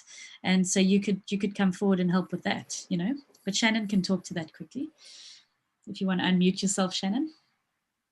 Yeah, there's definitely a big capacity for that. And you know, aspects like that aren't necessarily restricted to Cape Town. You know, like Mon said, let's start workshops in Joburg. We've got, it's not like we don't have the burner community up there either. I mean, we've been doing a lot of stuff for our previous online events. And, you know, we did Stratopia Josie. So there's a massive Josie burner community up there who would really, really love to do things like this as well. So if you want to send me an email with any ideas, if you want to host a workshop, be part of the workshop, there's nothing stopping us from getting something like this going. So that's actually, you know, it's very exciting. And it can happen anywhere. Anywhere where there's a will, there's definitely a way. Yeah, I'd also like to talk to that. So, I mean, all the things that Julia said are valid in terms of how you can find places to get involved, but it's one of the fundamental things that the burn is about, and that is self-organization. And so if we don't have the structures to facilitate what you feel you want to do, talk your head off is a good thing. Speak to everybody, and someone knows somebody who's involved in another thing and another thing, and then you get an introduction. You know, the hippie movement in San Francisco back in the day, which is where a lot of the genesis and the taproot of Burning Man, the burns kind of come from. A lot of people think that having a flower in your hair is an aesthetic thing, but actually it was a signal that you were like-minded, because there wasn't social media, there wasn't that kind of thing.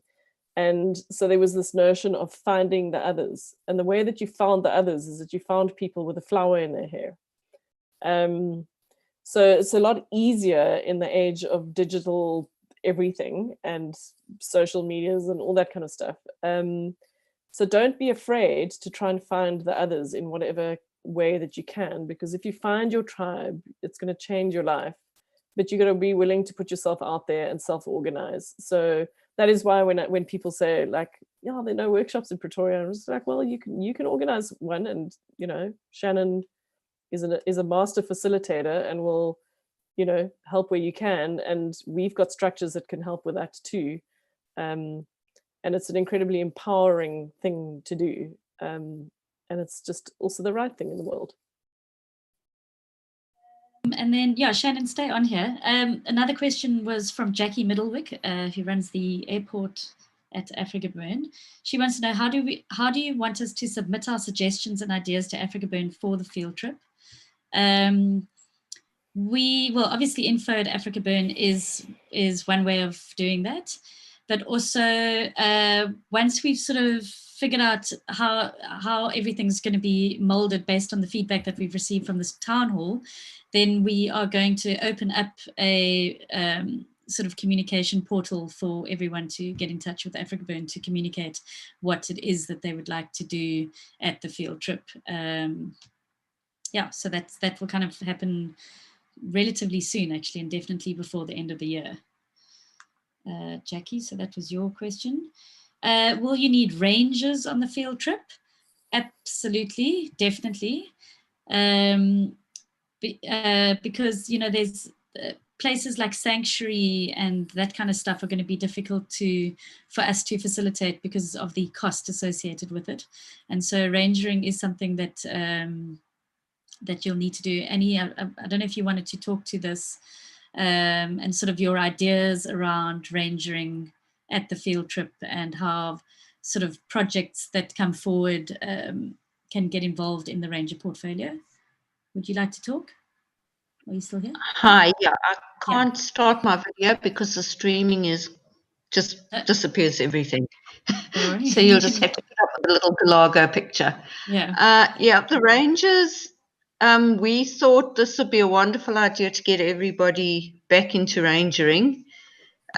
Obviously, with all the different pods spread around, the rangers we're a bunch of friends. We don't want to go and spread ourselves around. We want to camp with who we want to camp with.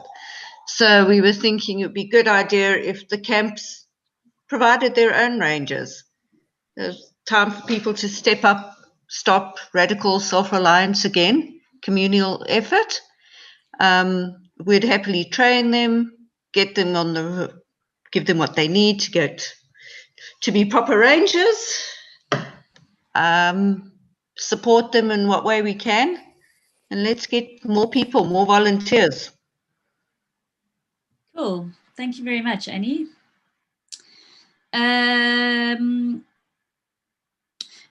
Could you let the community know which projects are going to be funded by the Lotto money? So I think there was a bit of a misunderstanding with that, in that if I understand, maybe Loz she's probably better to answer this. Loz, can you answer this? Yeah, sure. So just to recap, the money that we received from the lottery was not for projects at all. It was all infrastructure. So it's all for physical stuff. It's machinery, it's irrigation infrastructure, it's stuff for processing our human waste, that kind of thing. So unfortunately, in this round, because I've also heard from other colleagues in the field, it seems that because of the great unknown of the post-COVID world, that the lottery has chosen to fund stuff rather than activities. So once we've completed this cycle of lottery funding, we will have a period where we can't apply. And then in the future, of course, we will apply again, because as I say, this is the second time that we have had funding from the lottery. So we're building a good relationship. And I hope that answers the question. I mean, I think it does. Then there's a question from Stefan Juncker. Is there any plan for people descended from those who originally used to live in the area to get access to the site in some way? I think, Mons, you did answer this kind of earlier. That is a very distinct and deeply, deeply important exploration that we are doing. Yeah, the answer is yes, absolutely. Obviously, it's going to that kind of work requires such deep consideration for so many aspects of what is such a deeply painful history in this country and actually in the rest of the world as well. And so, yes, at the moment we've been incredibly, what's the word, focused on the logistics of getting the environmental diligence done, and so that we could get the move happened, because that's just those things are urgent. It's also one of the key reasons why we were also exploring our own land, is to be pretty radically experimental with that kind of thing, and particularly around the fact that Quaggafontein has got this deep history, and this freshwater spring where people have had access to the space. And in fact, funnily enough, the right to come onto the land to outspan your cattle adheres to the title deed, which and so the original maps of that place, the official maps, were drawn in 1871. And obviously, when you're living in a desert, you can't go, this is my land, you can't come and get fresh water and save your animals and carry on your route. So it's a very lovely thing, I think, because that kind of it dovetails beautifully with kind of our intention. So yeah, working off the basis of the kind of outreach that we've done and getting to know the communities in those areas, we will be ramping that up in quite a distinct and again reverent manner, because this is an important thing. Because if Africa Burn is about inventing the world anew, this is an absolutely key thing to pay attention to.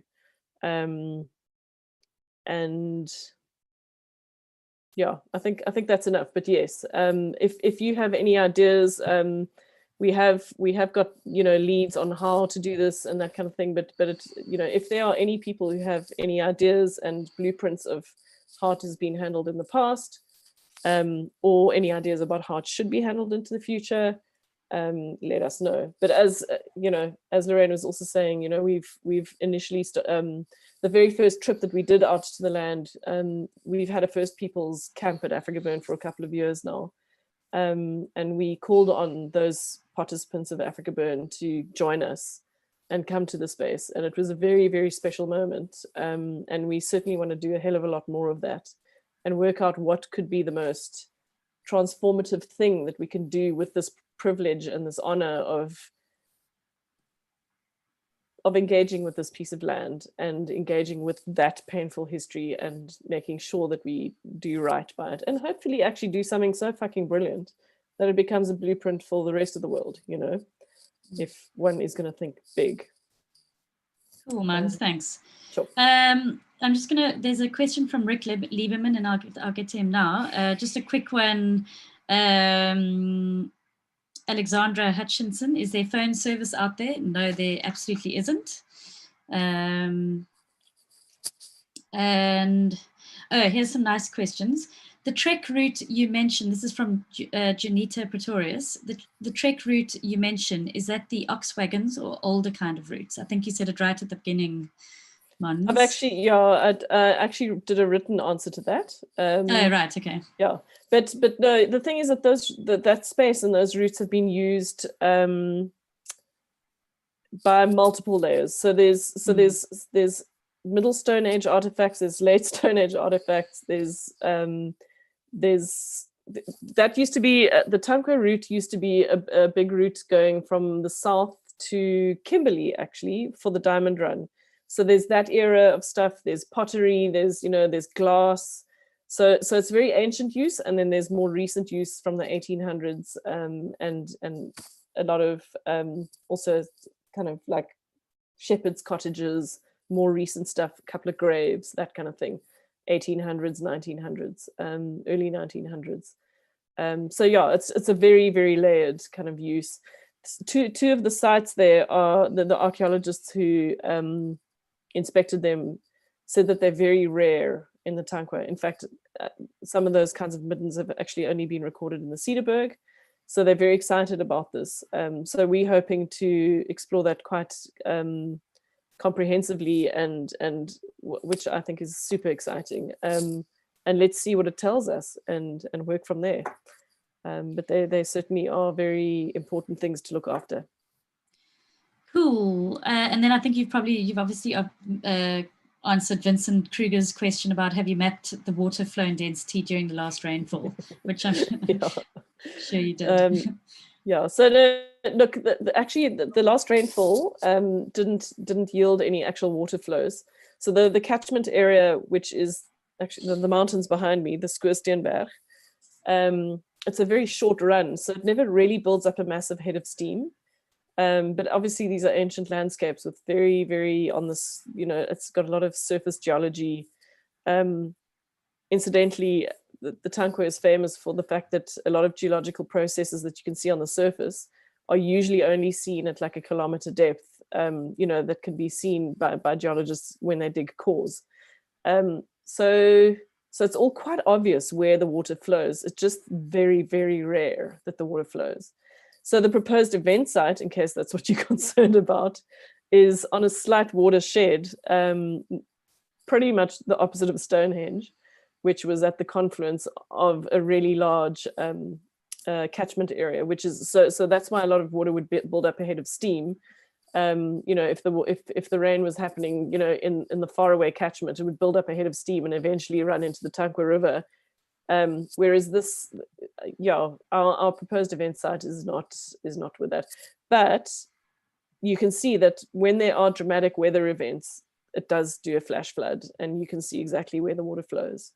And also the fact that there's quite a lot of deposited sand there would indicate that there has been, it's called a sheet wash zone, basically, where sand coming off a mountain gets deposited into that area. So, but I doubt, unless we have radically dramatic weather, I doubt that you will ever get water flowing through your camp.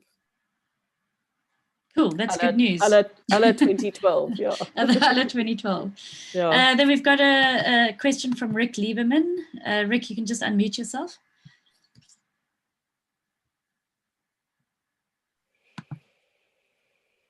Rick, do you want to Can you unmute hear yourself? me? Yeah, we can hear you. Okay, congratulations on the land. It's great to see everyone, or some of you again. There's basically 6 months to your gathering. And not to be a downer, but do you have certain dates in mind that, like, go, no go in terms of how COVID's gonna, and getting all the approvals? Because obviously having 4,000 or 5,000 people up there is gonna attract some attention and some scrutiny.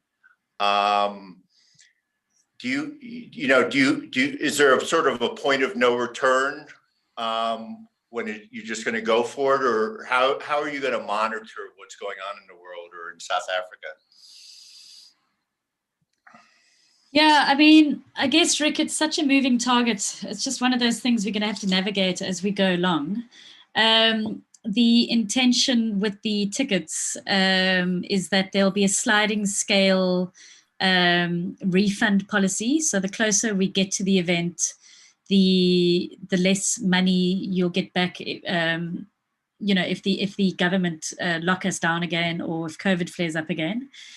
So that's something we're looking into, and I guess we are going to. I guess we are going to have to look at a date where it's going to be like, yes, we're going to go ahead, or no, we're not going to go ahead. And in my mind, that's probably going to be in round about January.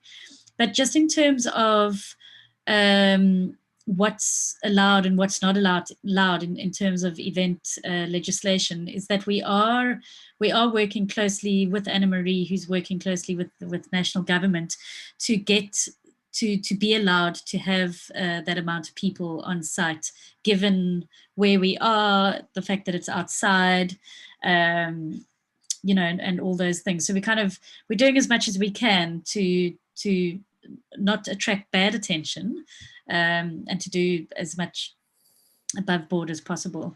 But it is a moving target, and I guess everyone who wants to come to the field trip needs to understand the position that we're in, and the uncertainty that we have, and that we can't offer certainty, and I guess that's all I can really say to that.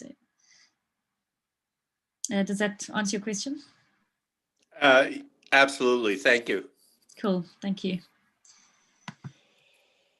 Okay. I don't think there's any more questions. Bash, I think I've answered all the questions. If Tim's Google Doc is all updated. Bash, are there any new questions that you can see? Yeah, there's let me just check on this one here. There was. Yeah.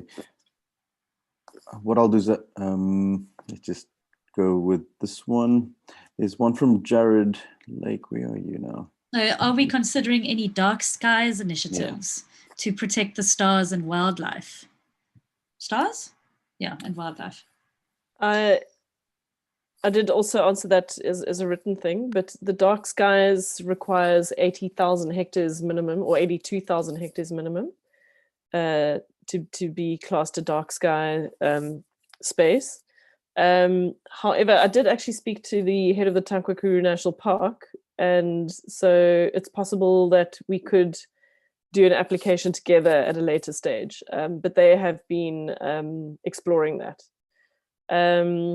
And then in terms of wildlife, there is a lot of environmental diligence being done. We are also hoping to institute a management plan which kind of is in lockstep with the Quaggafontein National Park management plan. They've got a pretty comprehensive one. The wildlife there was quite a lot of wildlife there when we first took possession of the land. Or occupation of the land. But in the interim, the Quaggafontein National Park has actually erected a proper game fence between us and them. There was a fairly large amount of recreational hunting going on Quaggafontein prior to us getting it. So there were a hell of a lot of Gebsbok and springbok and zebras In fact, there was 6 zebras and a donkey that hung out together. And they used to come across and drink at the spring all the time. But since they've erected the proper game fence, we've seen there's a lot less wildlife on site, which in my opinion is not a bad thing, because it means they're fine and they're safe. And we are going to be doing, our restoration projects, and which will give the veld time to recover. And then, it's a much longer term project to do a partnership, like I was saying, that the biodiversity stewardship program with South African National Botanical Institute. So these are all much longer term goals. But in the immediate, obviously there is still wildlife in that space. I've been waypointing, things like aardvark holes or bat-eared fox holes and things like that. But with the sheer vastness of that space and very, very low density of game there, when and if we have a gathering of any kind of size, the animals just move away, which is what has happened at Stony for so many years, because there's really an insignificant fence between Stonehenge and the national park as well. So yeah, it's all good.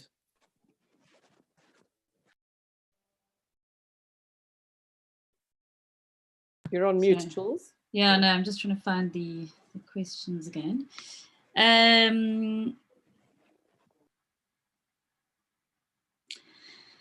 This is for Shannon, and maybe you've answered this in the chat. Can we earn volunteer or participation points should we help with weekend warriors or non-participants like myself? From iNaturalist inputs to DPW. By the way, thanks for all you do. That's Kevin Rack.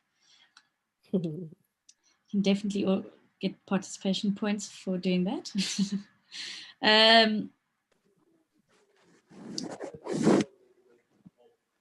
These are all kind of comments. Anonymous attendee, are there any ideas or projects on how to diversify the income stream?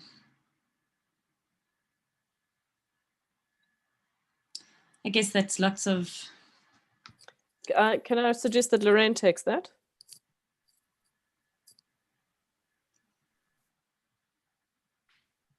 Yeah, I can do. So absolutely. I mean, soon after the event was cancelled and we entered into this new era, we had a group of insanely expert minds coming together and working out how we could possibly have a crystal ball to hand and try and map different scenarios to help us forward into the future. And out of this process came a whole bunch of opportunities for the organization to explore in order to diversify the income stream. So we're looking at various things. Some of it is fundraising for different projects, fundraising for core running costs of the organization. It's things like creating a small kind of like rental department called the Department of Stuff, whereby we're offering our tools and equipment to creative crews and non-profit organizations at radically discounted rates, but also we might be able to hire stuff out to the general public. We also have the opportunity on Quaggafontein to rent out the cottage that's there, and that's currently being furnished and having a bit of a facelift so that people could go and enjoy Quaggafontein year round. And yeah, we're looking at different options of how we can bring in different income, but also how it sits within the boundaries of decommodification and making sure that we're not losing the purpose of the organization by trying to diversify the income streams. So yeah, we've got a lot of opportunities that we are exploring both in town and on Quaggafontein, and there's a lot of opportunities to get involved in that and assist with rolling those projects out. So if anyone's interested in that or wants to know more, then absolutely pop us an email at info@africaburn.com and get involved. Cheers. Yeah, that answers Conrad Huber's question about how can I go to site?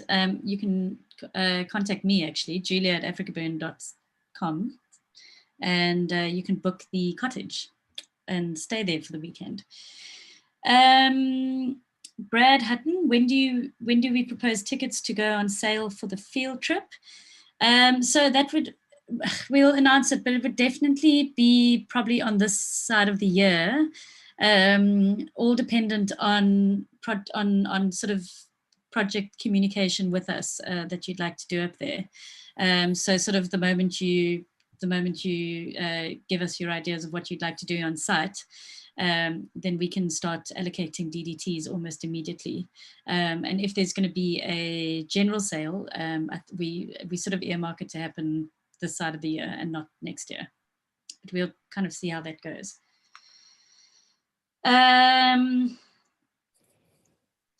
There's a lot of lovely things to say. Mark Elkins, so is it possible to get internet connectivity at Quaggafontein if DPW is on site right now? Can I find out how? You know what, Tim? Oh no, Tim, you can't talk to that. I wish you could though. There is an internet connection at Quagga. There's Mons, maybe you can chat to this. I'm not too. Tim did tell me this morning, and I actually. Ironically, we are so much closer to Squirsteenberg, which is where our kind of signal where we got our signal from for Stonehenge, but we kind of it doesn't work. Tim and our CIA team have been doing extensive work trying to work out the communications. So currently, Dion Nell, who is one of our members, has got a property near Stonehenge, but there is actually line of sight from our cottage to there, even though it's like about 32 kilometers away.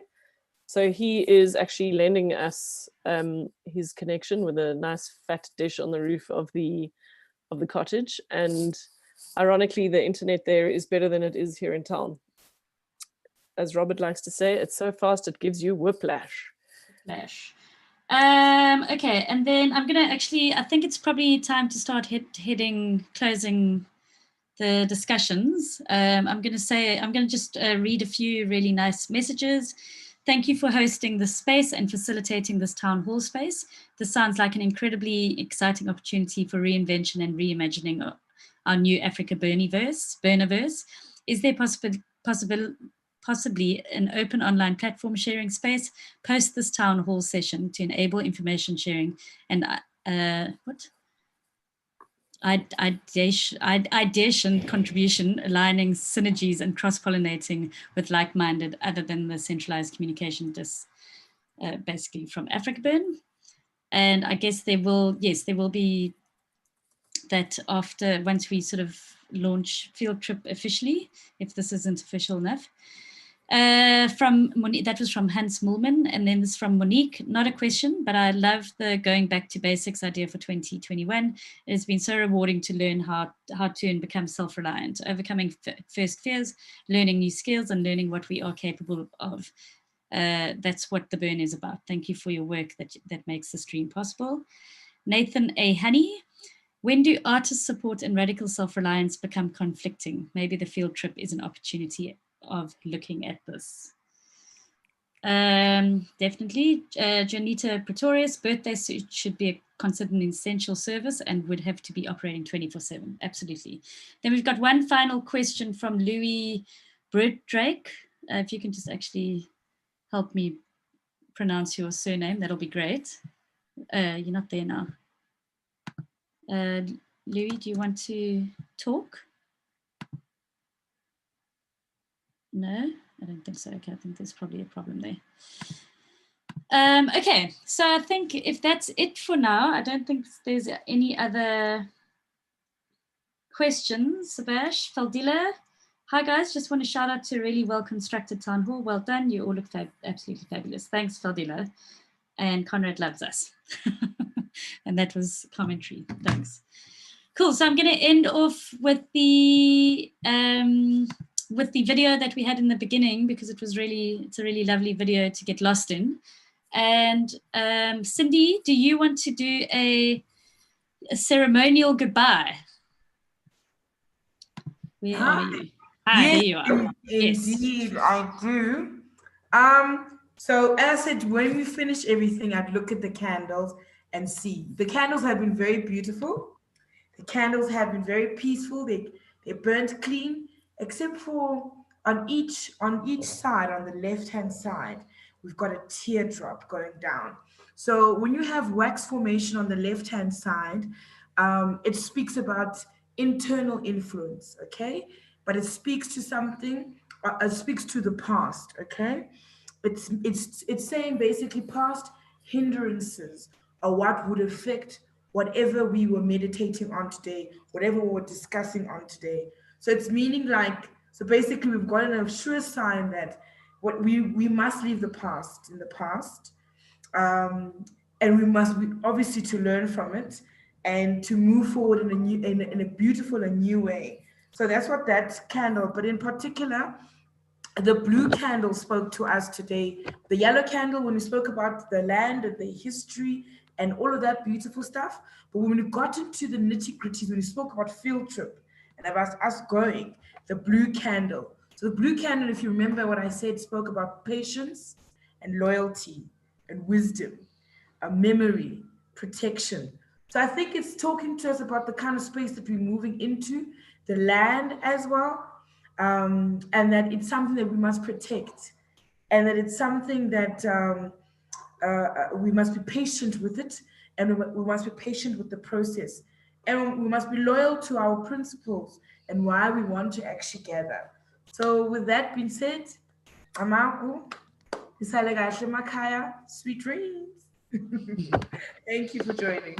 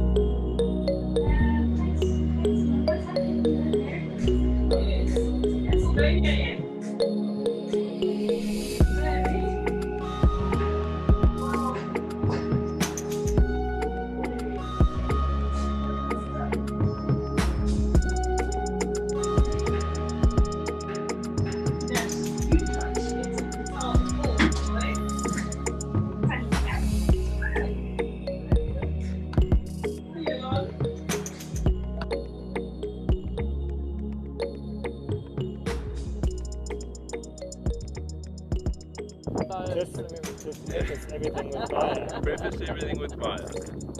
So, biomimetic, how to mimic nature, how to learn from nature's genius, and it's all around us. This whole place is a canvas for biomimetic art, biokinetic, biological, there's a whole lot of bios we could Yeah, so